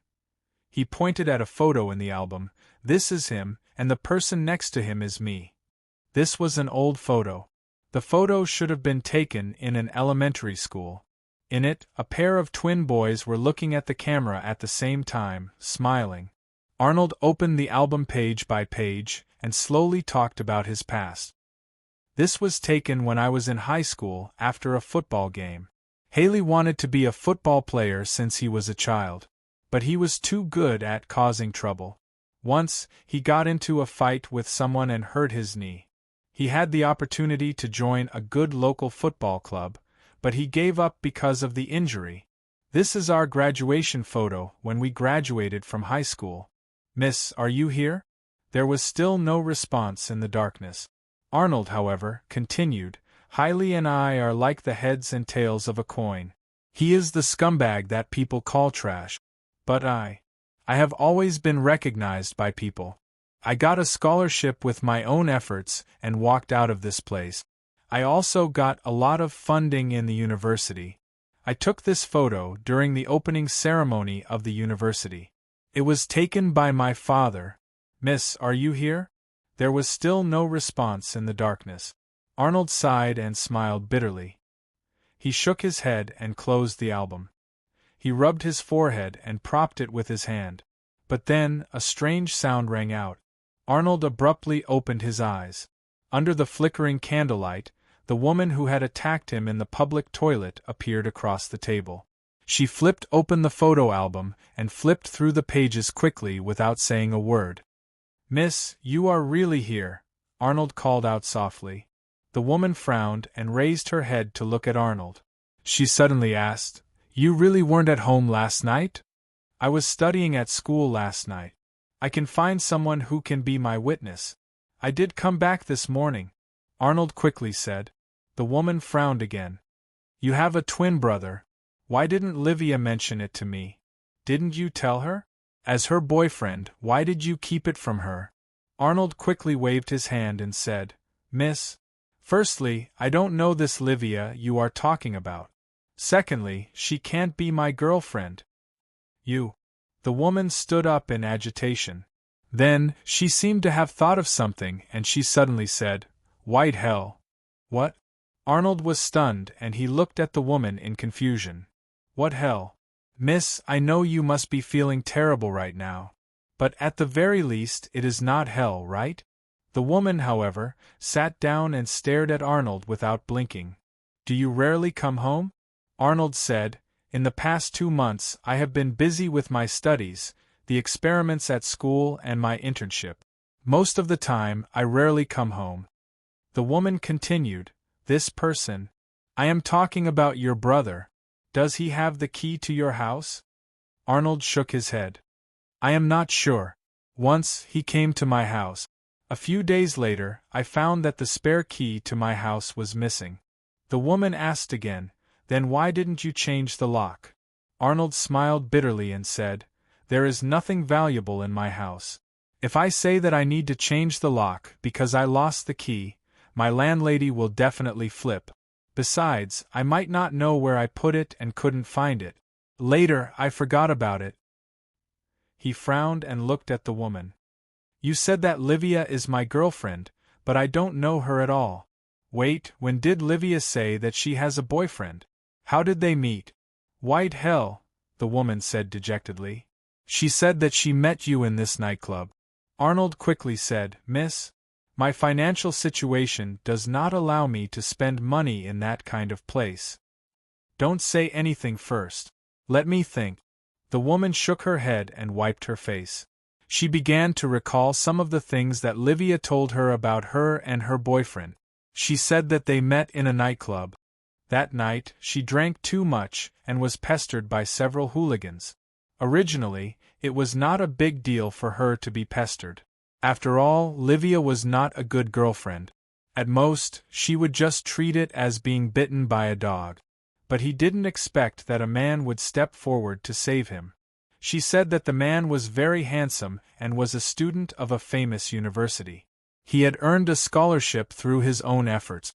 She said that he was usually very busy with his studies, and she did not want him to know about her.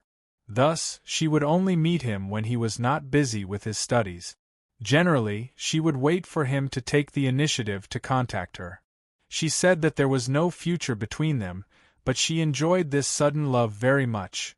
If Arnold was not the Arnold that Livia mentioned, that would mean Arnold's twin brother had impersonated him and used his identity to hook up with Livia.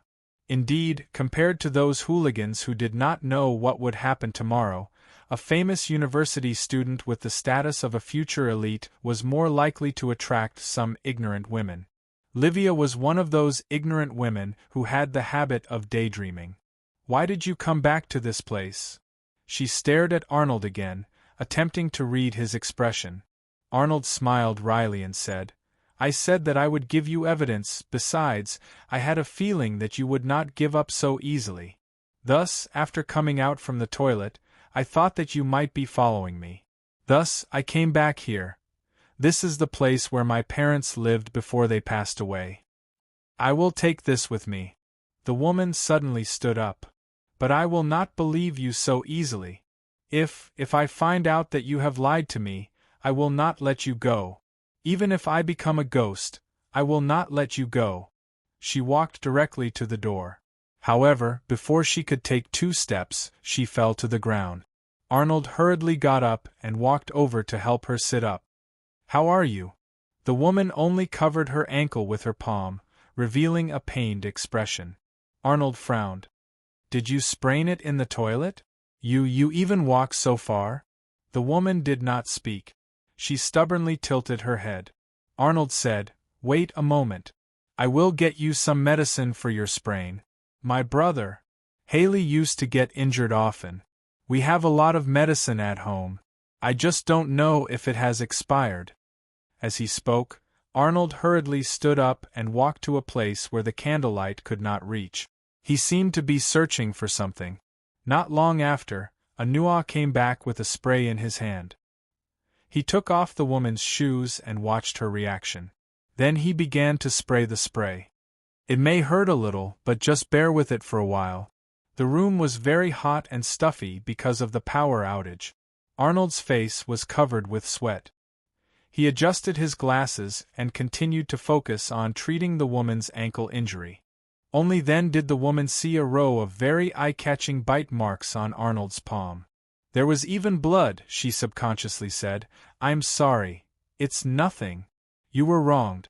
I would do the same if I were you," Arnold replied casually. The woman said, "I'm talking about the wound on your hand."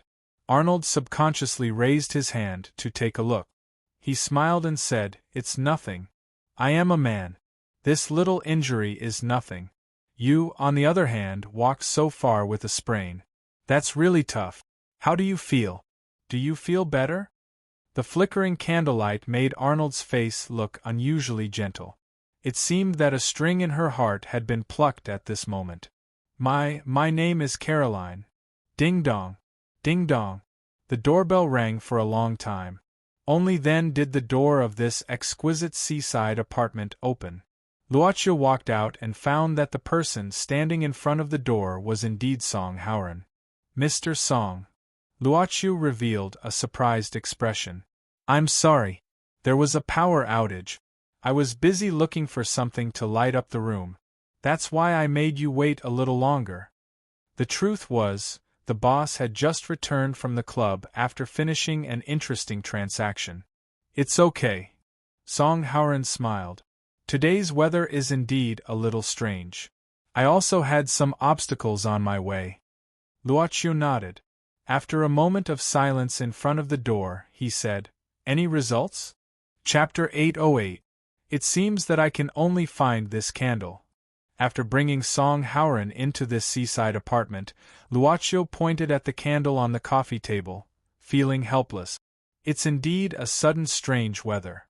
Song Howren sat down and looked at the orange flame of the candle. Even the communication equipment was damaged. He shook his head. This kind of thing probably only happens in movies. Luoqiu smiled and didn't say anything. He couldn't say that his hands were itchy, so he brought a natural disaster to the city. By the way, where's your girlfriend?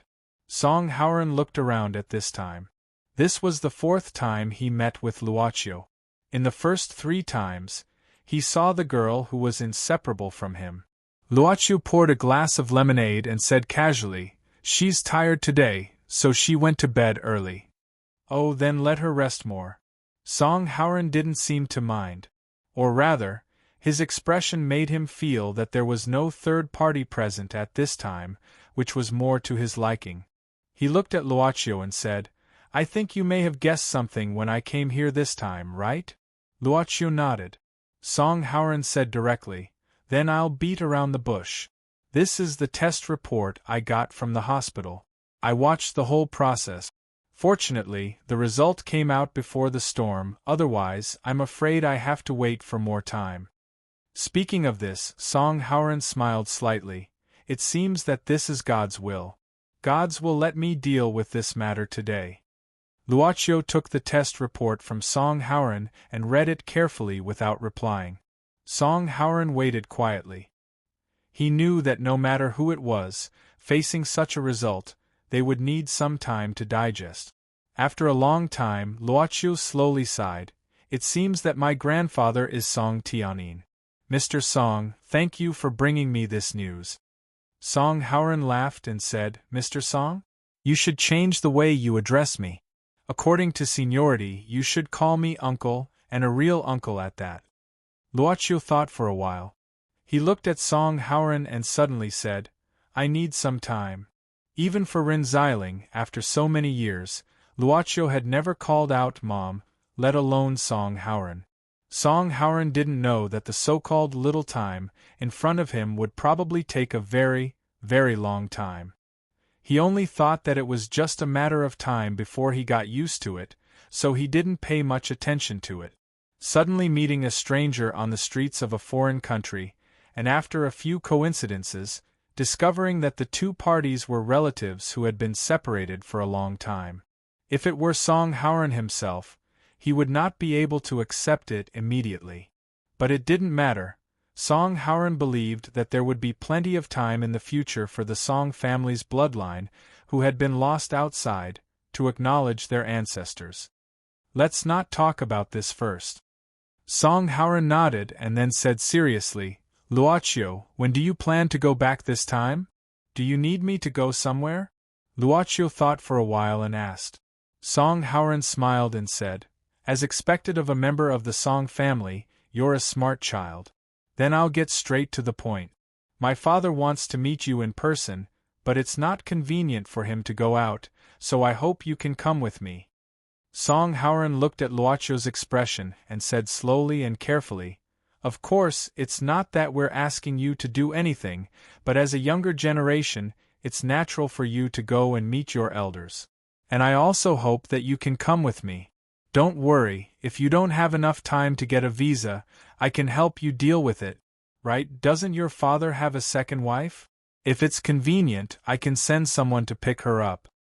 Luoqiu shook his head and suddenly said, "I don't want her to know about this for the time being." Song Howren didn't ask any more questions. He was a person who grew up with a very traditional education from Song Tianyu. Song Tianyu was an ambitious and ruthless person from the old era, so he didn't lack some of the ideas of the old era.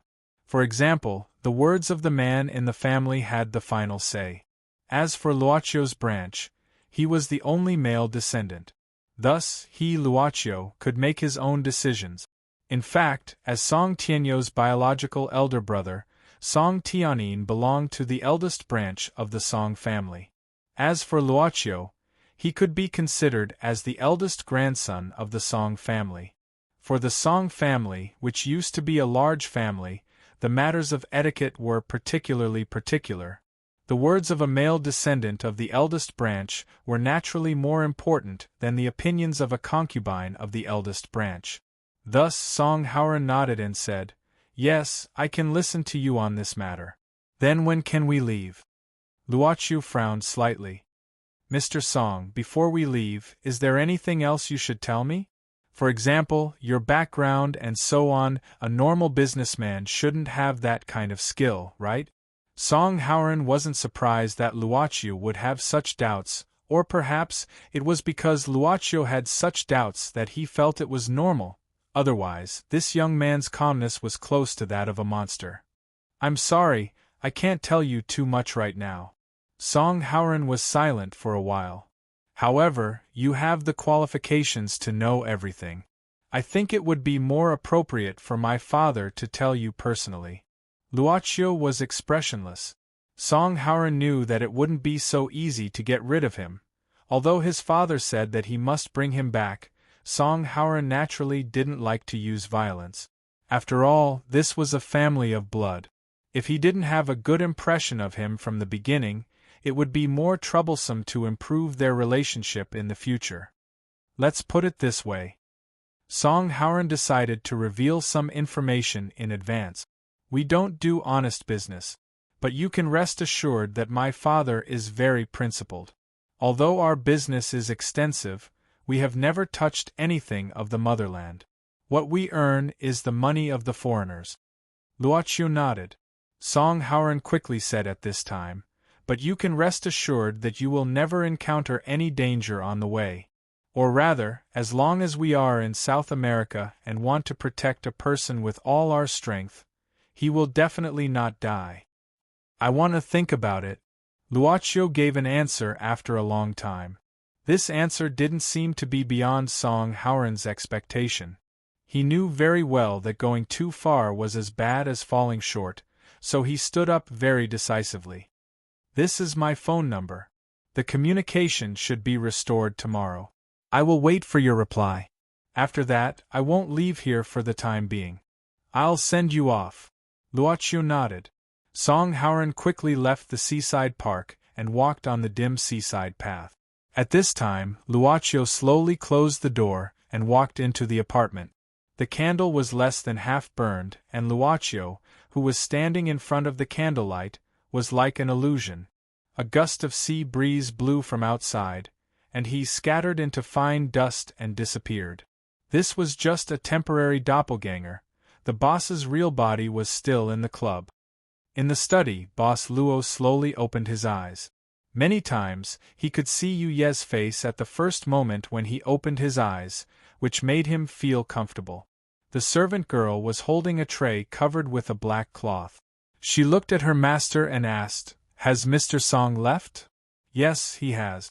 Luochu nodded. "Fortunately, I left a temporary doppelganger in the apartment."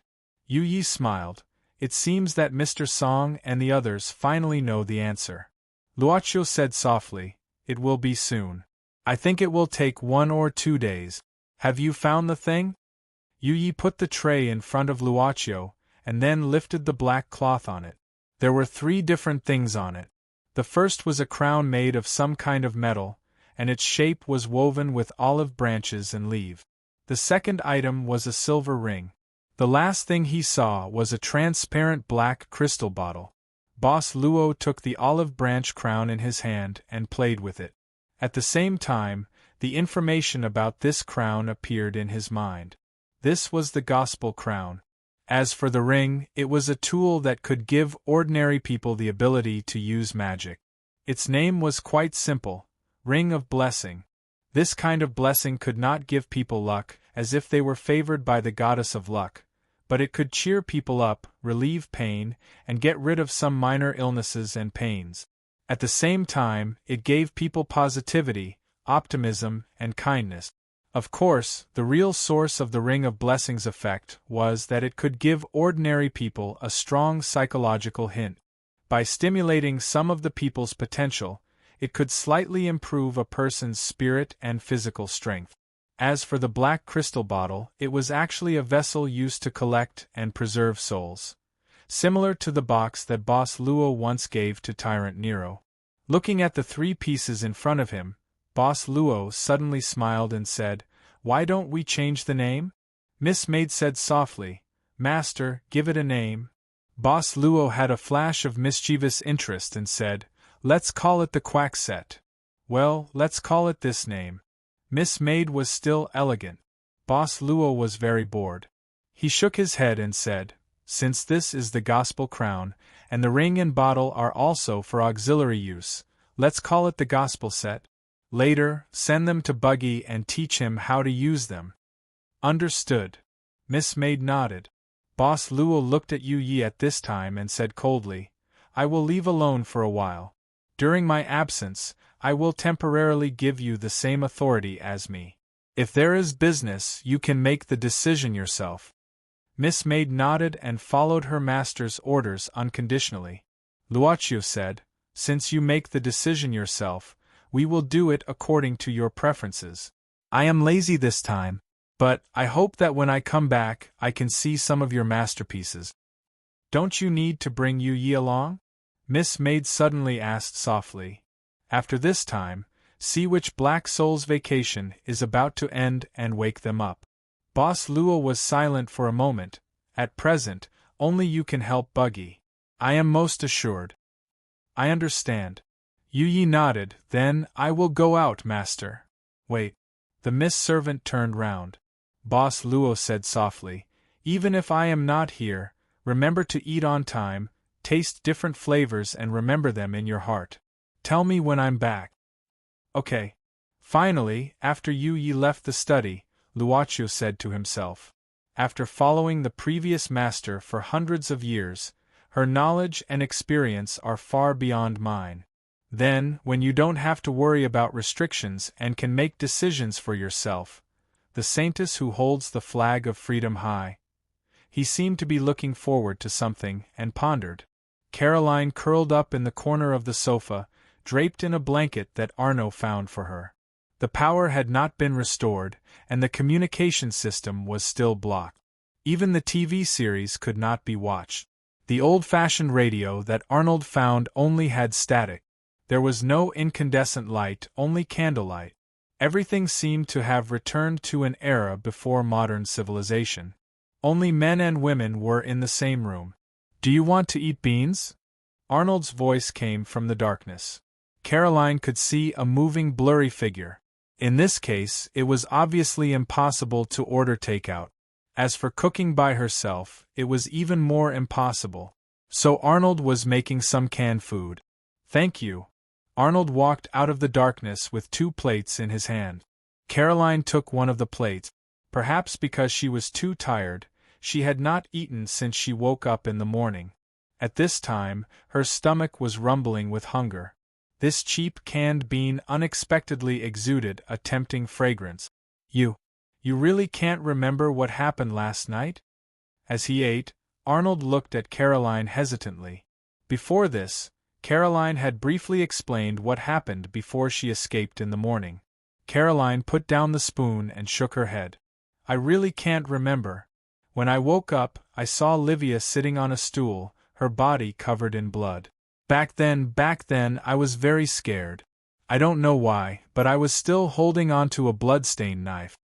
After saying that, Caroline turned to look at Arnold with a complicated expression.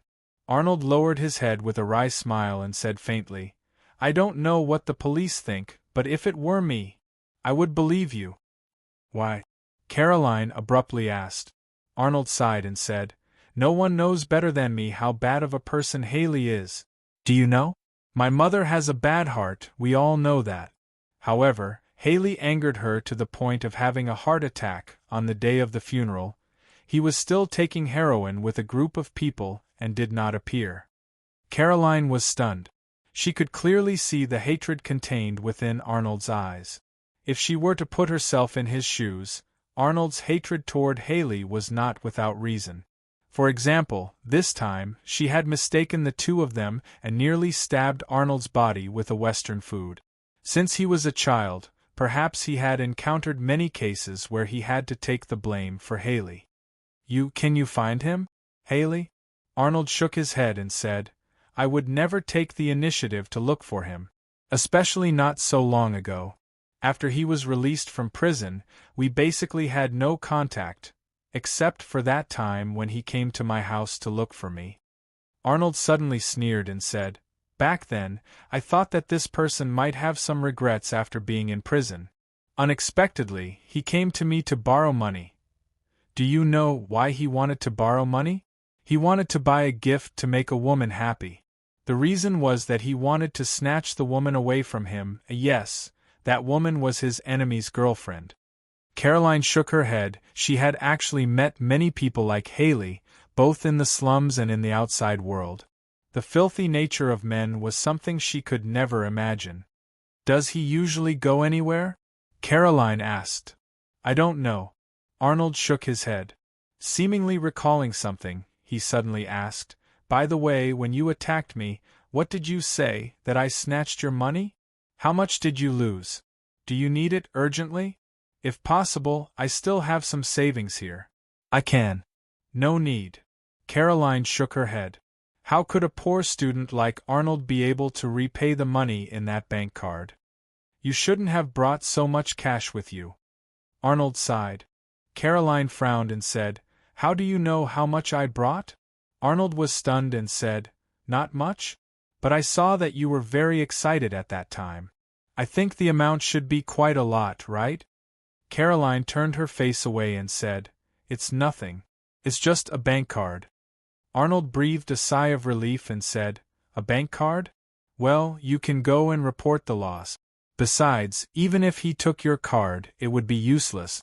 He can't possibly know the password, right?" Chapter 809. It was the first rain after New Year's Day. Because of the rain, the temperature in the south dropped by 6 or 7 degrees Celsius. Finally, it was winter. Shiji wrapped himself in a long gray windbreaker, getting off the car. He told the driver the time to wait, then pressed the doorbell of the Zhang's mansion. A servant came out quickly, leading him to the study of Zhang Lilanfang, the old lady of the Zhang family. "Manager Shi, I won't go in. The old lady is waiting for you inside." The servant left politely. "I'll get a cup of tea for you." "Thank you." Shiji replied, "You don't have to be so polite." As a senior member of the Zhang group, Shiji had been working there since the generation of Zhang Qingrui's father. Now he was the general manager of the group, so it was normal for him to visit the Zhang family. After knocking at the door and getting the reply from the old lady, Shiji tidied up his clothes, pushing the door open and entering. He walked straight to the front of the desk. The old lady had been recuperating at home since she fell and got injured a few months ago. Except for the birthday celebration earlier, she hadn't shown up in public for a long time. Of course, the old lady had been living in seclusion these years. There were still many people who wanted to visit her every day, but they were stopped by the servants. "Madam, you look much better.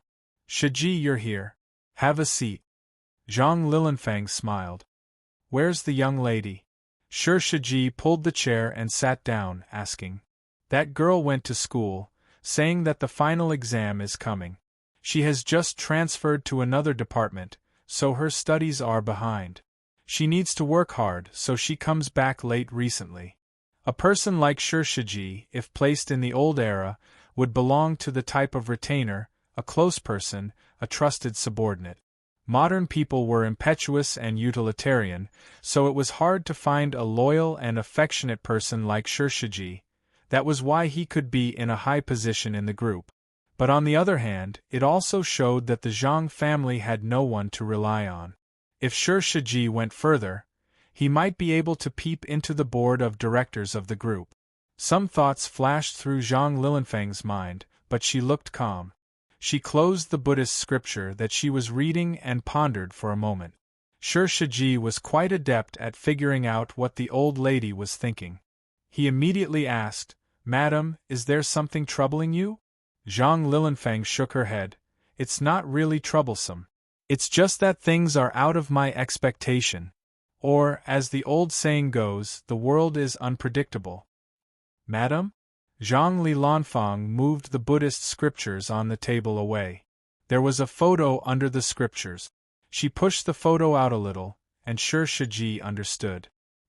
He quickly took it and looked at it, and a surprised expression appeared on his face. "Isn't this young man Mrs.?"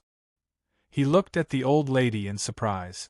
He recognized the young man in the photo, and even investigated his background. The young man in the photo was Luochio, a classmate of Miss Zhang. That class was a little special. Usually, only Miss Zhang and the young man in the photo attended the class. The old lady thought that the young man had ulterior motives, so she secretly investigated him. But later, the class was cancelled and Luochio dropped out of school. After that, he seemed to have no contact with Miss Zhang. So the investigation was left unfinished. If the old lady didn't take out the photo and stimulate his memory, Shi Shiji would have almost forgotten the existence of this young man. "Madam, why did this young man come to contact Miss Zhang again?" Shi Shiji frowned. "If it's just this, it's easy to deal with," Zhang Lilanfang said helplessly. "Yesterday, an old friend of mine came to me. He said that he found a descendant of his long-lost family. So he asked me to do him a favor and investigate something carefully." "Him?" Shi Shiji looked at the young man in the photo again in astonishment. The surrounding buildings didn't seem to be built in China. It seemed to be built abroad. But he couldn't figure out the specific location. The photo was taken from the side. It seemed to be taken secretly. "That old friend of mine has confirmed it." Zhang Lilanfang counted the Buddhist beads on her wrist. "You can investigate it carefully. Especially his father. My old friend told me that Luochio's father died in an accident. But the record isn't very detailed. You can look for it." Shi Shiji nodded, but asked with doubt, "Madam, if you really want to investigate the background, is it better to ask Achi to do it?" The Zhang family had a very complicated power behind its back. On the surface, the Zhang family did business, which was developed by the old lady after she joined the Zhang family.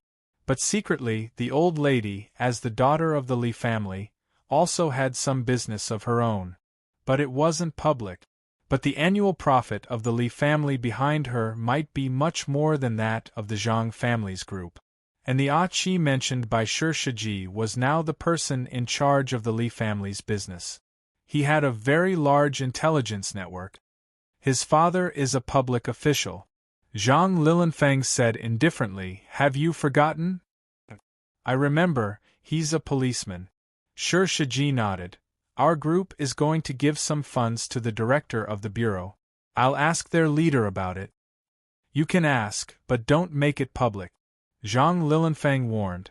"My old friend's identity is a bit special. It's inconvenient to disclose it."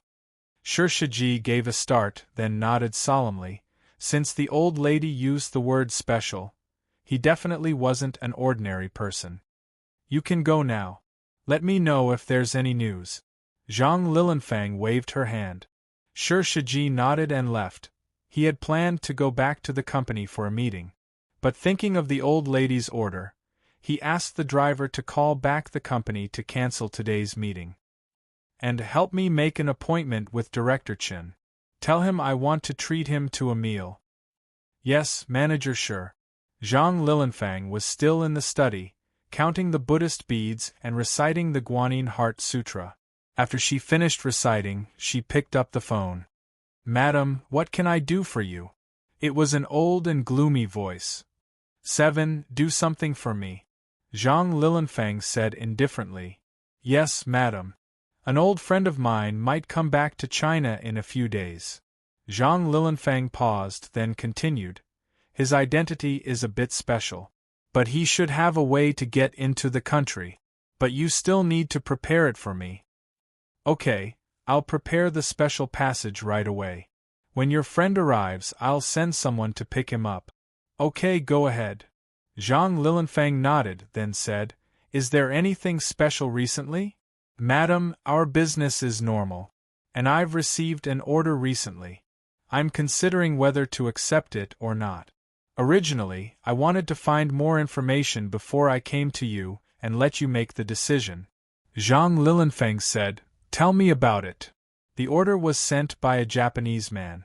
7 said quickly. He said he had a special map that could lead him to the real main tomb of Qin Shi Huang. He asked to cooperate with us to develop it. Qin Shi Huang's mausoleum? Zhang Lilanfang was very surprised. Someone actually wants it. Is the map real? I'm not sure. Our people are still appraising it.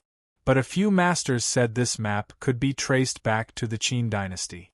But the structure shown on the map couldn't be connected with any known structure of Qin Shi Huang's mausoleum. Zhang Lilanfang pondered. 7 said again, Madam, the country has issued an order a long time ago. No one is allowed to develop Qin Shi Huang's mausoleum. What do you think we should do with this order? If the map is real. Zhang Lilanfang's eyes flashed with a trace of shrewdness. As an aristocratic family that had been passed down since ancient times, the Li family had accumulated an unimaginable amount of wealth. Although they had been maintaining this business for a long time, it was mostly because they didn't want this technology to be lost. It was also because of the ancestral teachings. But as the descendant of an aristocratic family, they had some feelings for the legendary mausoleum of Qin Shi Huang. Many generations of the Li family had devoted themselves to excavating Qin Shi Huang's mausoleum.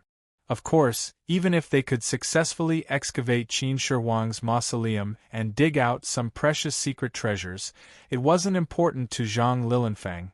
What was important was that they could solve this problem that had cost many generations of the Li family. 7. Show me the map. Zhang Lilanfang ordered slowly. Regarding Qin Shi Huang's mausoleum, the Li family had already explored it once in the Song dynasty. Their ancestors had passed down a lot of information.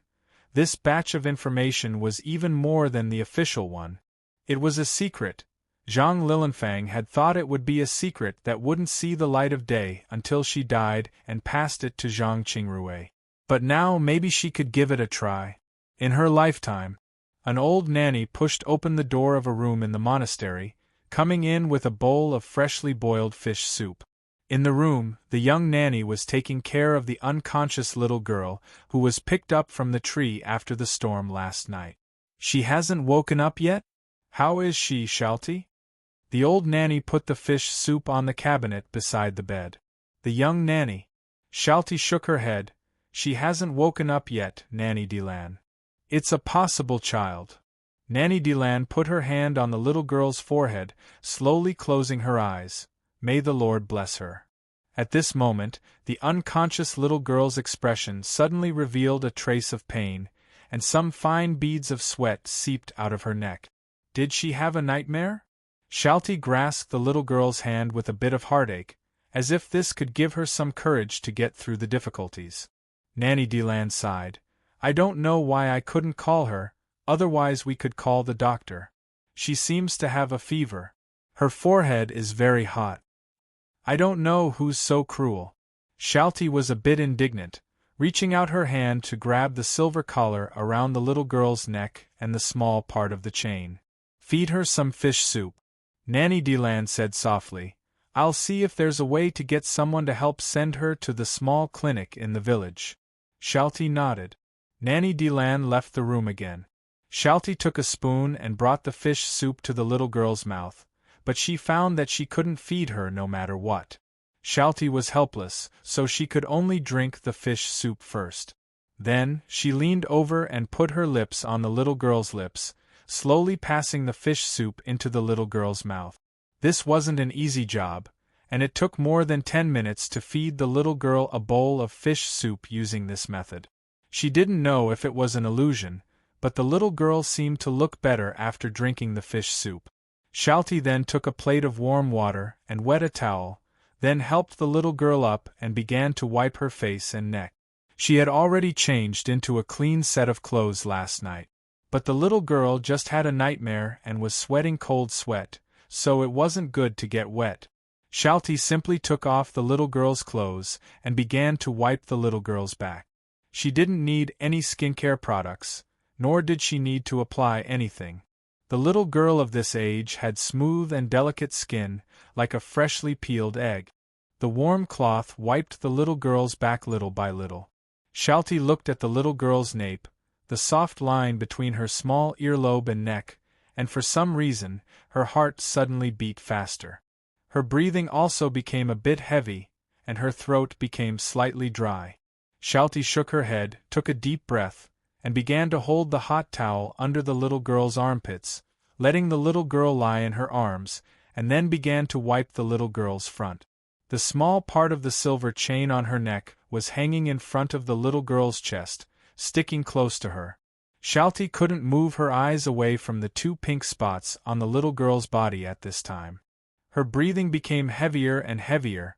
This little girl's body seemed to carry an endless amount of magic, as if it made her lose her own rationality all of a sudden. Unable to suppress the instinctive impulse, Shalty couldn't help but lower her head and gently kiss the little girl's shoulder. Like sucking, her tongue began to move back and forth on the little girl's shoulder. Her hands had already put down the gentle towel, and then climbed up the little girl's body. Why would the body? Shalty suddenly raised her head, and then let go of the little girl in horror, and then looked at her hands, which were trembling a little. Shalty quickly pointed across in front of her, then put her hands together and closed her eyes. "Master, please punish your sinner." Shalty then gritted her teeth, quickly put on the little girl's clothes, and then covered her with a quilt. She didn't dare to look at the little girl and hurriedly went out. She wanted to go to the auditorium, where she had to pray and feel ashamed, or she felt that she would not be forgiven. How could she do such a thing? God! I must have been tempted by the devil. Shalty didn't know that after she left in a hurry, a strange crack suddenly opened in the room, a distorted space. A woman in black and white maid clothes walked out of the crack, and then stood in front of the bed, Miss Servant Girl of the club. Looking sideways at the little girl who hadn't woken up, Miss Servant Girl of the club didn't have any expression on her face. Her cold eyes made her look like a statue. "You hurt the master, but I didn't say that I would let you go." Miss Servant Girl pressed her hand on the little girl's forehead. "Star of Dawn, the original sin of arrogance, since you chose to fall in this place, then feel the glory of your father." The servant girl's palm suddenly burned with a black flame. The flame printed a black lotus mark on the little girl's forehead, then sank into her forehead and finally disappeared. "Enjoy your vacation." After doing this, Miss Servant Girl returned from the original way. The crack finally disappeared, leaving only the little girl sleeping in the room. She seemed to not have nightmares anymore. Ha! Ha! Ha! Ha! In an abandoned building, Bucky was wearing an olive leaf-style crown, then he grabbed his wrist and waved his arm again and again. There was a silver ring on the finger of his waving arm. Ha! Ha! He waved again and again. More than an hour had passed, and Bucky's body had long been wet with sweat. "What are you doing here?" Suddenly, a seemingly emotionless voice came from behind Bucky, which startled him. He quickly turned around and saw the maid in the club. Didn't you ask me to practice?" Bucky swallowed his saliva nervously. "So I thought that if I shouted out in a more imposing manner, the effect would be better." Miss Servant Girl said blankly, "You just need to practice the meditation technique that I gave you to improve your spiritual power. The activation of the blessing ring and the gospel mitre only requires spiritual power." Is that so?" Bucky nodded. He always felt that this beautiful maid would suddenly tear his body apart and become bloody again. "Humph!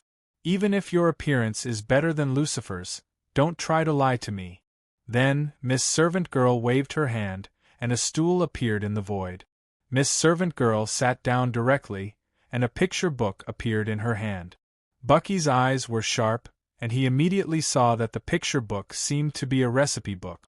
Recipe book? Miss Servant Girl opened the recipe book and looked down. "You can meditate. My master is on a business trip. Before you have some achievements, I will watch you and assist you in soul harvesting." "But I'd rather practice alone." Bucky looked at Miss Servant Girl with a pained expression. "Doesn't she know that this will make me feel stressed?" Suddenly. "Right." Yu Yi looked up at Bucky and said indifferently, I will leave for breakfast, lunch, afternoon tea, and dinner every day. You can do whatever you want starting from today. Now there is 1 hour and 37 minutes before afternoon tea. Chapter 8:10. After passing through several checkpoints, the Assistant Secretary of the Minister of Security finally entered a special room after swiping a special password lock and unlocking his pupils and fingerprints for the last time. There were all kinds of advanced equipment here, as well as many professional elites. They were all talents from the army and the police force that had been discovered by the minister. This was the headquarters of the Ministry of State Security, and also the hub that commanded the entire national security system. The secretary was now facing a separate office with glass walls in the room. The curtain was only lowered halfway, but it was enough to see how many people were inside. Only the minister was there. "Minister," the secretary called after opening the door. The minister, who was leaning on the chair with only a coat over his body, opened his eyes at once. His eyes were bloodshot. It had been 2 days and 3 nights since the hostage incident, and he hadn't really rested or left the command center. He looked very haggard. "Minister, would you like to take a nap in the lounge?" the secretary asked worriedly. The minister waved his hand and rubbed his face hard a few times. His voice was a little hoarse, but still clear. "What's the news?" A lot of things had happened in the past 2 days, the most important of which was the hostage incident at the theater and the assassination of the Senate Speaker. Because everything happened almost at the same time, the president was furious and gave a death order that the murderer must be found in the shortest time possible. The personnel who attended the concert that day are all under investigation. I'll inform you as soon as there's news. The minister was still rubbing his eyebrows. "Anything else?" The secretary hurriedly opened the file in his hand. "It's like this. About the investigation of the hostage incident, the technical department checked the bomb wreckage and found something." The secretary opened the file, turned it around, and pushed it directly to the minister. The director picked up the document and read it carefully. He would not be careless about anything, even if it was something trivial that was mentioned in the document. But his brows suddenly furrowed. "The residue of black gunpowder?" The secretary nodded. "Yes, the technical department said that based on the wreckage of the bomb, they can deduce that this thing should be a standard production. Logically speaking, the amount of explosives buried in the theater should be enough to blow up the whole theater, but for some unknown reason, the highly concentrated explosives inside turned into black powder. We found an activated detonator from Roger's body. I believe he wanted to activate the bomb before he died, intending to die together with us. But the last resort that should have been used to perish together actually turned into black gunpowder that has no power at all." The minister pondered for a moment. "Do you think Roger was tricked when he got these bombs?" The secretary shook his head. "I believe that a buyer like him would at least check the bomb." "That's strange." The minister was even more puzzled, and he looked at his secretary. In addition, something strange happened during the rescue of the head of Parliament. According to the testimony of the storm squad, before they arrived, Crocodile and the other criminal were already unconscious, but only the head of Parliament was left in the room. We believe that the head of Parliament didn't have the ability to save the two of them. The secretary added, "In fact, when they were in the concert hall, the criminals guarding the theater also fell into a coma for no reason. Later on, when our people seized the guns, we found that the magazines in the guns were all gone. However, according to what the hostages said at that time, the guns should have bullets because the criminals had fired before." Things seemed to be getting stranger and stranger. The minister suddenly had a bad feeling. When something was beyond common knowledge, it was easy to fall into an inexplicable fear. There was no doubt that the minister wasn't a person who liked things that couldn't be explained. "Send people to investigate the theater again. Don't miss anything," the minister ordered. Then he seemed to think of something. "By the way, has the outside communication and power been restored? Someone is already repairing it, but the scope is too wide. Several main cables have been burned because of a short circuit. I'm afraid it will take at least another 48 hours to restore the city's power. As for the communication, it can be repaired soon. But during the storm, most of the electronic devices on hand have been burned.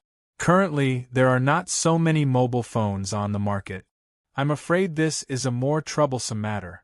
Despite this, the security department's hub still worked as usual, because the equipment and power supply system here were independent systems, so the security here was remarkable. Why?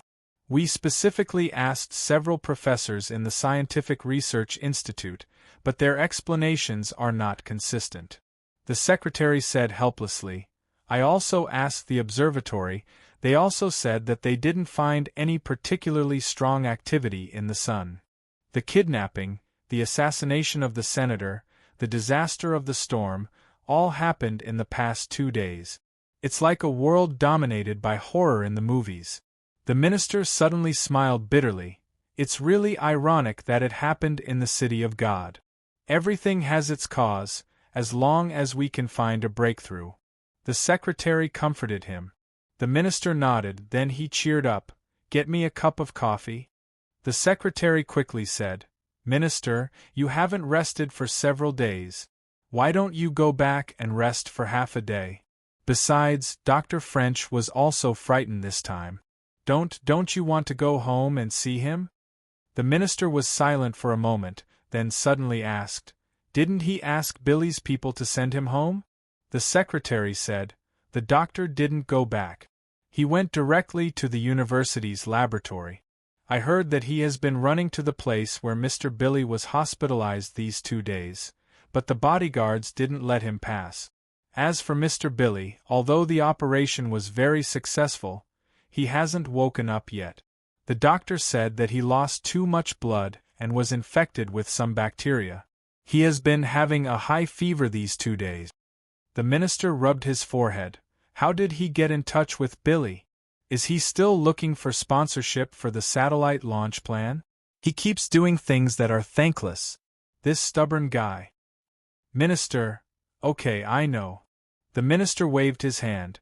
I still have a few documents to read, and I have a meeting in the afternoon. I have to go to the presidential palace before 5 o'clock. As for the rest, let's talk about it when I'm free. Okay, then I'll go out too. The secretary nodded.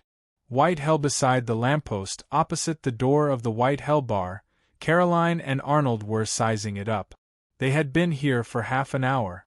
After several discussions, Caroline decided to find Hailey in order to prove her innocence. The only clue was that Livia had mentioned that she and her boyfriend had dated in this White Hell several times. According to what Arnold said about Hailey, Caroline felt that a punk like Hailey should know the people in White Hell, so maybe she could get information about Hailey from some of the bar's staff. It's not open yet. Arnold frowned. Because of the strange weather, many places in the city were not yet electrified. As for the people in the city, they were busy cleaning up the damage caused by the weather.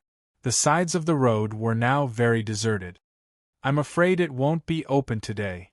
Arnold looked at Caroline and said helplessly. Caroline's face had a trace of irritation. She had smoked one woman's cigarette after another, and there were already 7 or 8 cigarette butts on the ground. Arnold frowned and snatched the cigarette that Caroline had just lit. He threw it on the ground and stepped on it to extinguish it. Relax, you're not in a good state. Don't worry about me. Caroline frowned, then walked straight to the door of White Hell. Arnold had no choice but to quickly follow her. He didn't know who said that he should never confront a woman who had made up her mind. This was because such a woman was more stubborn than a man. Arnold felt that Caroline might be this type. She was slamming the door of White Hell hard. But it seemed that this simple and crude method worked well. Soon, White Hell opened, and a burly man covered in tattoos opened the door impatiently. What's the matter? We're not open for business today. Hurry up. I want to ask you something, Caroline said quickly.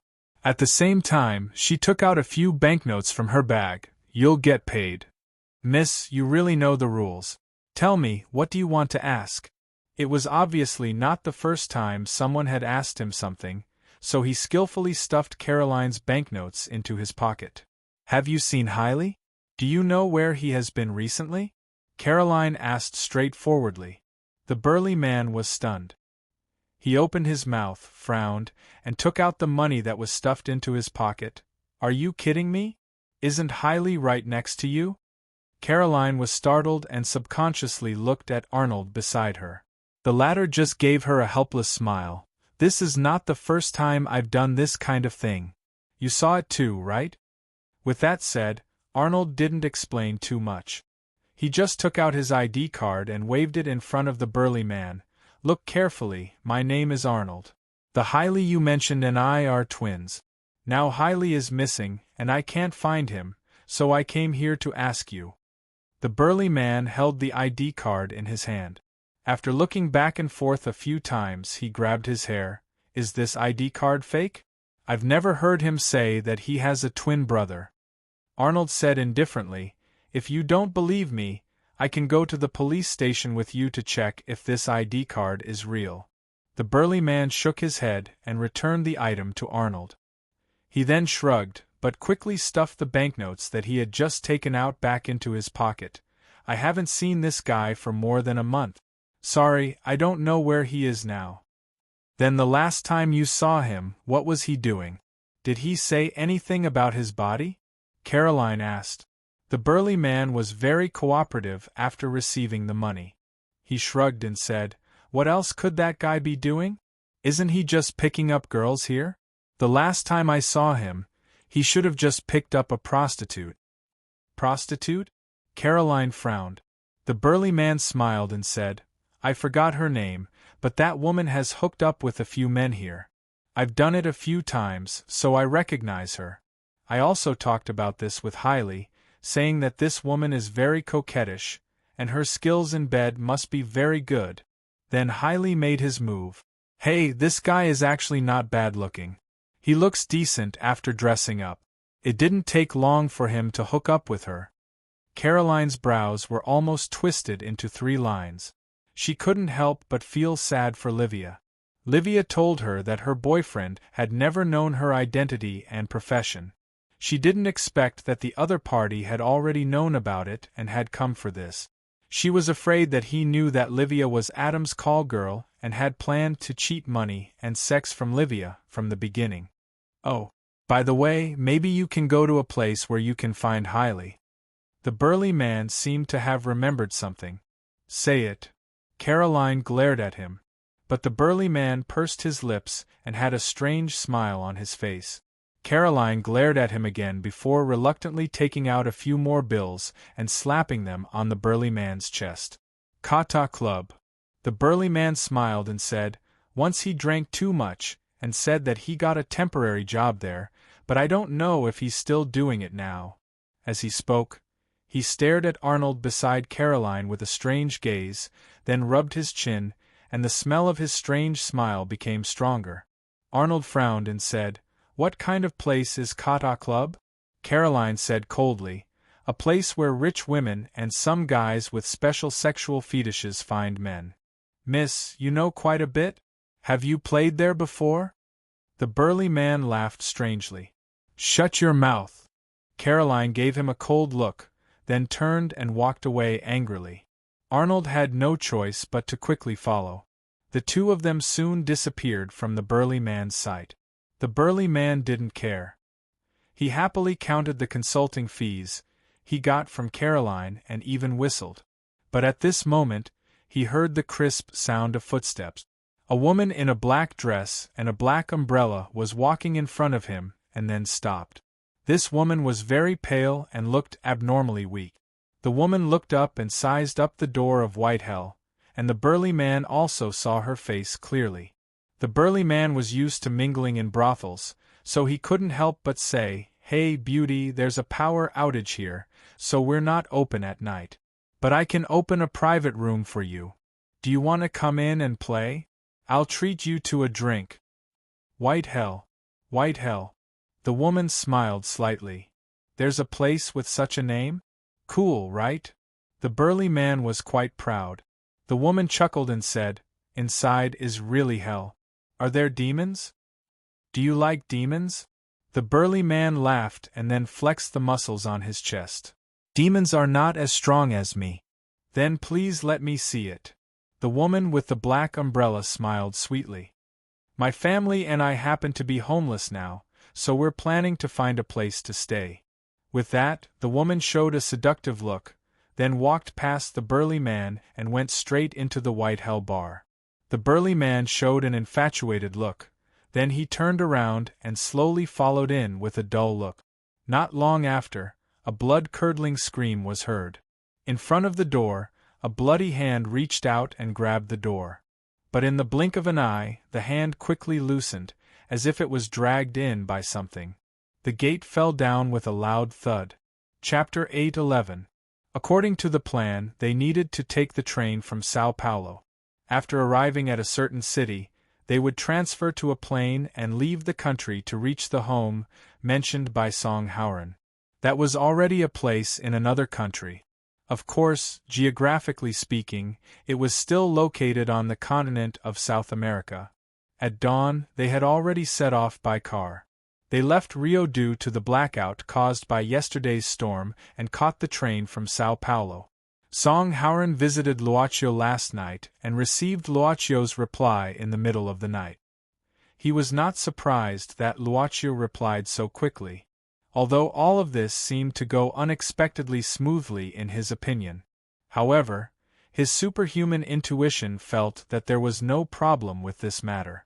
Without a doubt, Song Hauran trusted his superhuman intuition very much. The train passed through the emerald green forest road, making a roaring sound. Now, he was already in the first-class cabin of the train with Luocio. Song Hauran was naturally not short of money. Of course, he would not treat himself badly when traveling. At the same time, Luocio also saw the so-called Xiao Li and Ah Chong. Of course, he now knew that Xiao Li's name was Luvia. The real name of the one who used to be Ah Chong was Oni. Luvia and Oni looked at Luocio with a somewhat strange gaze. This was because Song Hauran did not reveal Luocio's identity to them. He only said that he would be a very important guest of his father.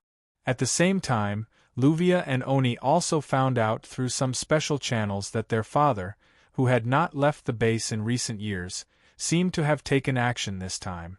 He began to ask people to arrange the itinerary. This time, the meeting with Luocio seemed to be in another city outside the base. Although it was not in the base, it was actually a place where the iris flower's power was deeply rooted. A iris flower could be a place where a local ruler could rule. Be that as it may, this was indeed the first time his father had left in the past few years. Even if it was a leader of a traditional faction in South America like the Flame King, his father would not personally come out of the base to meet him. Luocio's identity really piqued Luvia and Oni's curiosity. Additionally, Song Hauran was really kind to Luocio. Could this be the military advisor's illegitimate child? Luvia and Oni naturally weren't in the same cabin as Song Hauran and Luocio. Instead, they stood guard outside like guards. Luvia rolled her eyes. She didn't know how she had been able to partner with this guy all this time. She was actually able to endure until now. Oni was used to seeing this. He chuckled and said, "You better believe me. Back in my village, there were a lot of 13 or 14-year-olds who were fathers of children. I heard that the military advisor's homeland also has a tradition of early marriage and early childbirth. Military advisor is only 29 years old this year. No matter how you look at it, Luocio is only 21 or 22 years old this year. You can give birth when you are 7 or 8 years old." Luvia rolled her eyes again. Oni shrugged and said shamelessly, "Anyway, I lost my first time when I was 9 years old. It was with the lady next door. In the past, people called me Oni next door. You're just a boar who only knows how to breed." Luvia viciously stepped on Oni's foot. The two of them began to quarrel with each other, however. At this moment, someone suddenly walked past their seat and seemingly left something behind. It was a note. Luvia pretended to casually pick it up. Then, she opened it and glanced at Oni. Finally, the two of them left their seats one after the other and went to the other cabin. Before leaving, Luvia took out her mobile phone and sent a message to Song Hauran. Song Hauran appeared to be very interested in the scenery outside the window. He rested his chin on his hand as he looked outside the window. At the same time, his other hand was playing with a round plate. This plate was something that he always wore around his neck. At this moment, Luocio was sitting opposite him, quietly reading a book. The mobile phone placed on the simple table suddenly rang with a text message. Luocio and Song Hauran glanced at the mobile phone at the same time. Then, their eyes met. Song Hauran did not seem to be in a hurry to read the content of the message. He just gave a faint smile and looked out the window again. "A very special plate?" Luocio suddenly asked. Song Hauran looked over and asked, "Are you interested?" Luocio said, "I just feel that very few people would wear a plate. Is there any special story behind this thing? I think you are thinking about something." Song Hauran suddenly became mysterious at this time. He lowered his voice and said, "If I tell you that this plate is something that God gave to human beings, and it can bring incredible power to the person who owns it, would you believe it?" Luocio was startled. After turning his eyes, he chuckled and said, "For example, the black python that appeared in your adventure story? You haven't answered me yet. Do you believe it or not?" Song Hauran's playful expression became stronger. Luocio simply said, "Then at least let me see with my own eyes what the so-called incredible power is. Then watch carefully." Song Hauran took a deep breath at this time, then opened his hands in front of Luocio. His fingers were very slender, which should be very suitable for playing the piano. Song Hauran pinched the sleeves of his hands, then waved them in front of Luocio.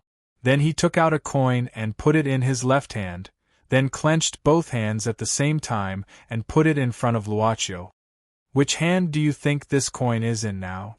Song Hauran asked with a smile. Luocio pointed at his right hand. Song Hauran opened his right hand, but there was nothing. He then opened his left hand. The coin was still in his left hand, and there was no change. Song Hauran chuckled at this time. "Does this count as incredible power?"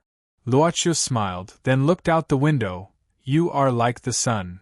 I just feel that you are a little boring." Song Hauran put the coin on the table, then spun it as if he could play with this coin happily. "Actually, there is no need for the two of us to book this place," Luocio said casually. "Why don't you let your friends sit together? They have some other things to do, so they can sit in the back carriage." Song Hauran looked at Luocio and blinked. "As for booking this place, the purpose is very simple." Luocio showed a puzzled look.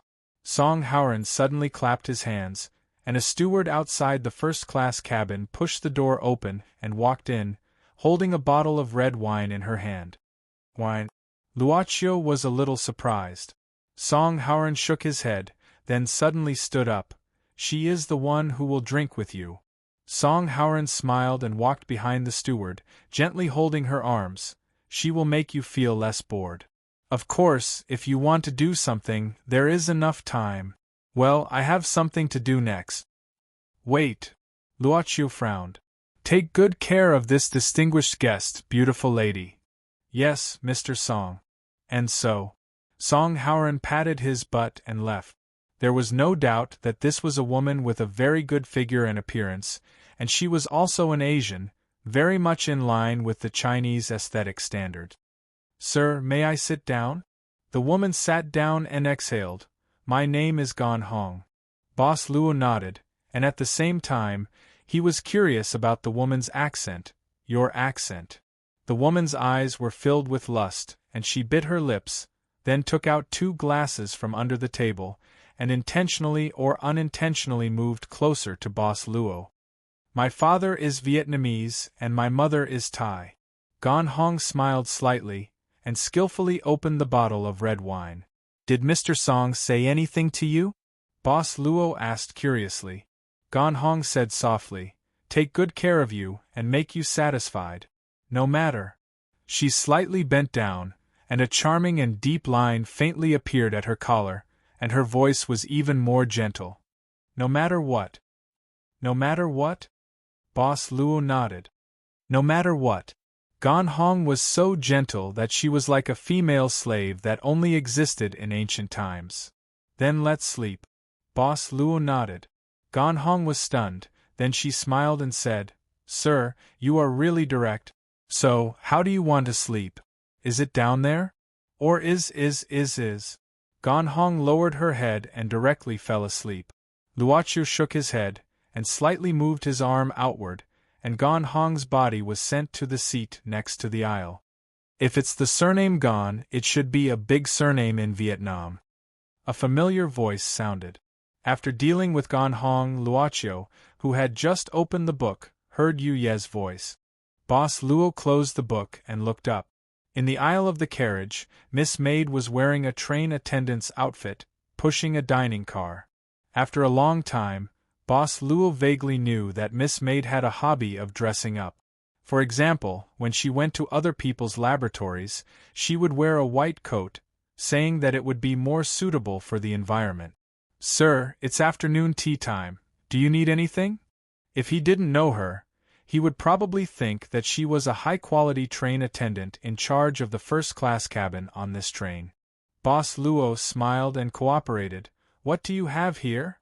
Miss Maid smiled. Kupwaku salad and tobacco rolls. As for drinks, we have special fruit tea or Ipanema coffee. Miss Maid opened the exquisite silver covers one by one, and then used 2 different cups to serve the fruit tea and coffee. Finally, she used an ordinary glass to pour a glass of water, and placed them one by one in front of Boss Luo. Napkins and tableware were also placed one by one. Sir, please enjoy.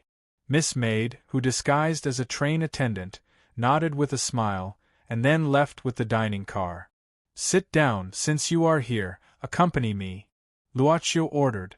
Originally, the amount inside was enough for 2 people to eat. Seeing the disguised servant girl sitting across the table, Luoqiu asked with a smile, I remember that I left in the morning? But didn't Master say that I can take care of everything in the restaurant now? Also, did Master ask me to remember to arrange the mealtimes so that I can taste the best? Well, and then? Boss Luo asked with interest. Miss Maid said softly, only a meal with you is worth remembering. After opening the napkin, Luoqiu nodded with a smile.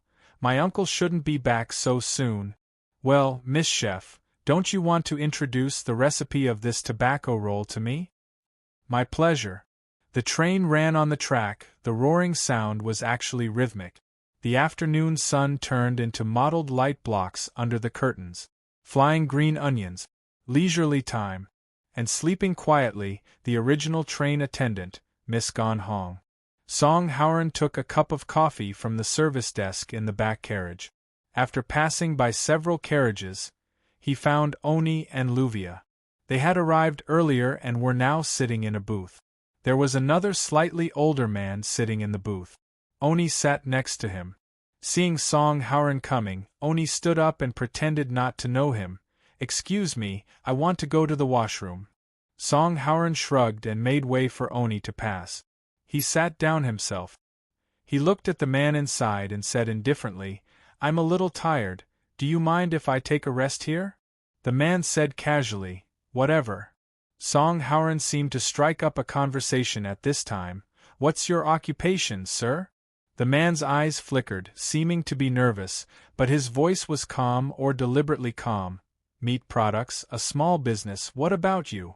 I'm running a farm. Song Howren said with a prideful tone, every animal in our farm is fed with the best feed, regularly checked and vaccinated. All the documents are complete. Of course, the price is slightly higher. However, it is definitely worth it. Is that so? The man nodded. Does it include delivery? There is no service that cannot be bought with money. As long as you pay more, it can be delivered anywhere. Song Howren smiled and continued, of course, if it's going to space, there is nothing we can do. How do you calculate it? The man continued asking. Song Howren said coolly, That depends on whether you want beef, mutton, or pork. Cattle. How many? One is enough. Slaughter them all, get all the documents and procedures, then keep them in cold storage. Address. Here. The man pulled out a card. The rule in our farm is to pay half of the deposit. Is that okay with you? Song Howren kept the card. All right. At the same time, Luvia, who was seated opposite them, nonchalantly tidied up her clothes before leaving. However, before leaving, she retrieved a black briefcase from under the table. Not long after, Oni returned. Looking at Song Howren, who was still seated in his seat, he frowned and said, Brother, this is my seat. Sorry, I can't get a seat ticket. Song Howren quickly stood up and apologized. How about letting me sit opposite you? I see that young lady has already left. How about letting me sit for a while? Scram. Oni squeezed out a ferocious expression. Song Howren quickly stood up and said, Okay, easy. Iaswaimayan. I'll leave now, okay? No one cared. Because many people were the same. Unable to buy a seat ticket, they only had a standing ticket. Thus, they began searching for the empty seat. When Song Howren returned, the female flight attendant named Gon Hong had just walked out from the first-class cabin. She rubbed her neck, a puzzled look on her face. Song Howren looked at her in surprise and then blinked his eyes. Gon Hong shook her head and gritted her teeth. I am sorry, young master. I think I fell asleep. Really fell asleep? Song Howren blinked again. This kid, can't you tell? Really fell asleep? Not bad, you have quite the guts. It seems there is hope for you to have children. Young master, actually. All right. You can go do your thing first. Song Howren waved his hand and said, Go back and receive your reward. No, young master. Actually, go. Song Howren continued waving his hand and pushed open the door and walked in. Seeing this, Gon Hong felt that there was a misunderstanding. However, she did not want to make it public. Thus, she quietly left. Song Howren walked back to his seat and patted Luochio on the shoulder. How was it? Good times? Something like that. Boss Luo smiled and lowered his head to read his book. Chapter 8:12. God. I've sinned and offended God. Now, as God, for the love of God above all things, I repent my sins with all my heart. I repent my sins with all my heart. I repent my sins with all my heart. I repent my sins with all my heart. I repent my sins with all my heart. I don't dare to offend God again. I hope God can forgive my sins. Amen. Sincerity. After that, Shalti clasped her hands together and continued to recite her scripture of remorse on the crucifix statue. The repeated actions of sincerity seemed to be unable to wash away the guilt in her heart. Her mind was filled with the color of that skin that she couldn't get rid of.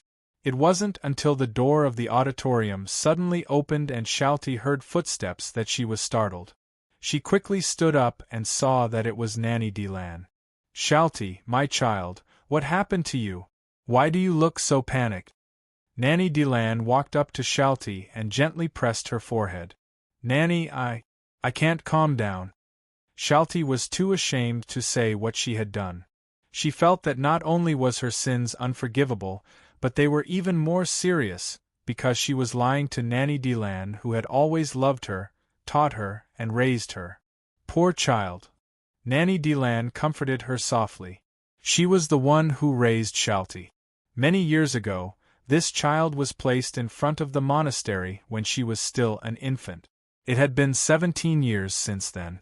How could Nanny Delan not know that Shalti seemed to be hiding something? However, her education philosophy didn't allow her to pursue the matter directly. Instead, she changed the topic. I added some oil to the motorcycle and started it. God bless me, it can still drive. Later, send the child to the clinic in the village. While you're at it, go to the village police station and ask if there have been any missing children recently. Yes, Nanny. Shalti nodded. But at this moment, Shalty suddenly widened her eyes and looked behind Nanny Delan with a bewildered expression. Behind Nanny Delan was naturally the entrance of the auditorium. Nanny Delan also followed Shalty's gaze. In front of the auditorium, the unconscious little girl had woken up at some point in time and was standing there at the moment. She was wearing a woman's white blouse that was not her size. Xia Erdi had helped her change into the clothes, but the buttons on the shirt were all unbuttoned. This child was basically naked, with only a thin shirt on the outside. Her eyes were lifeless as she slowly walked towards the two of them. Half of the chain hanging from the necklace around her neck made a crisp, clanking sound as she walked. She was still barefoot. "Child, you're awake?" Nanny Delan was pleasantly surprised. However, the young lady acted as though she didn't hear anything. She didn't seem to have any intention of stopping even when she was in front of Senior Nurse Delan and Charlene. Shalty and Senior Servant Delon had no choice but to step aside and let her pass. She walked up to the crucifix and looked up at it. Then, she stopped moving. Nanny Delan and Charty didn't know what had happened to the child. They just looked at her from the side and found that the little girl's face was a little strange. She seemed to be struggling with something. "Child, are you all right?" Senior Nurse Delan gently placed her palm on the little girl's shoulder and asked with concern. But this action seemed to have triggered a switch. The little girl's face suddenly turned ferocious, but it only lasted for a moment. "Don't touch me!" She even waved her hand and slapped Senior Nurse Delan's palm away. Senior Nurse Delan was stunned. She didn't feel any pain from her palm being slapped away. Instead, she saw the little girl's dumbfounded expression. The little girl stared at her palm, dumbfounded. Then, she clenched her fist again and again. In the end, she even waved her hand, opened her palm, and aimed at the statue of suffering in front of her. "Explode! Explode! Explode! Go to hell!" She shouted a few words. Senior Nurse Delan and Charlene looked at each other. They didn't know what the child wanted to do. But there was no doubt that she was doing something disrespectful. "Child, don't do this. You can't be disrespectful to God." Senior Nurse Delan was startled. She quickly pressed down the little girl's palm and grabbed her shoulders. At the same time, she began to recite scriptures silently, praying for forgiveness for the little girl's actions. At this moment, the little girl suddenly revealed a painful expression. Her shoulders that were grabbed felt like they were being roasted by fire, causing her body to tremble. "Stop reciting! Stop reciting!" The little girl painfully struggled free from Nanny Delan's hands, and then fell to the ground as if she had collapsed. Seeing this, Shalty could only help the little girl up with concern. However, the child's face was filled with doubt and he didn't say a word. He turned his head and closed his eyes before falling down again. This made Senior Nurse Delan and Charty feel strange. They discussed for a while and decided to send the child to the village first. At the same time, they asked Charlene to buy some daily necessities.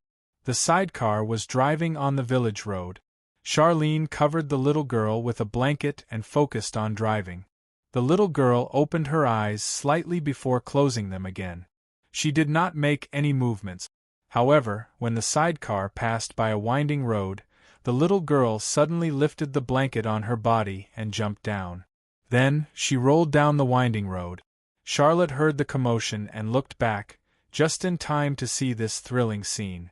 She quickly stopped the car. Before she could stop, she had arrived at the spot where the little girl had jumped down. She looked down but could no longer see anyone. She cried out in panic. Her body rolled and the world spun. Only after a long time did she stop. Little girl. Lucifer had never experienced such a terrible situation before. When she rolled down the hill, she felt as though her body was being hit by an ogre's hammer. She reached out to touch her cheek. It felt moist, blood was flowing out from her cheek. It was likely that she had been cut by the sharp grass while rolling down the hill. "I've become so fragile." Lucifer frowned. Not only now, but not long ago, when the old nanny grabbed her hands in the auditorium, Lucifer clearly realized how fragile she was now. The old nanny was naturally not a person with strong holy power. She had just been praying intently for many years, and some characteristics of holy power had naturally appeared in her body. At best, she had a seed of holy power in her body, and it was the kind of thing that would not germinate. But even so, she could still burn her body when she prayed. Lucifer gritted her teeth and got up from the ground. She grabbed the collar around her neck hard, trying to destroy it. Obviously, her powerful power was imprisoned because of the existence of this thing. I didn't expect that. Buggy didn't go to the lost area, but Lucifer couldn't help but show a trace of annoyance on her face. In addition, there was also a deep doubt. That place suddenly disappeared 100 years ago. Why did it suddenly appear, and to this remote place? She dragged her injured body and walked alone in the forest at the foot of the hill. Not long after, Lucifer saw a lumberjack at work. The lumberjack seemed to be surprised to see such a little girl walking barefoot, but seeing that she was injured, he hurried over. "Child, are you okay? What happened?" Lucifer frowned, thinking that now she could not move freely and her power was sealed. She was no different from an ordinary human child. However, as a demon, even if she had no power, deceit was still her nature. Although she was proud, she really disdained to deceive an ordinary person. But considering the current situation, there was really no other way. "Uncle, I accidentally fell off the cliff. Can you help me?" "Poor child, come with me." The lumberjack picked up Lucifer with concern. "What's your name? Where do you live?" "My name is Lucy, I live in the village." Lucifer gave the answer without thinking, intending to let the lumberjack take her to a crowded place. First, she needed to contact Charlotte. But just as she finished speaking, Lucifer felt like her brain was about to explode. A terrible black flame was burning her soul, making her whole body tremble. What's wrong with you?" The lumberjack saw that the little girl's face suddenly turned pale, as if she was suffering from some kind of pain. He hurriedly put the child down and didn't even care about why the child was wearing a collar.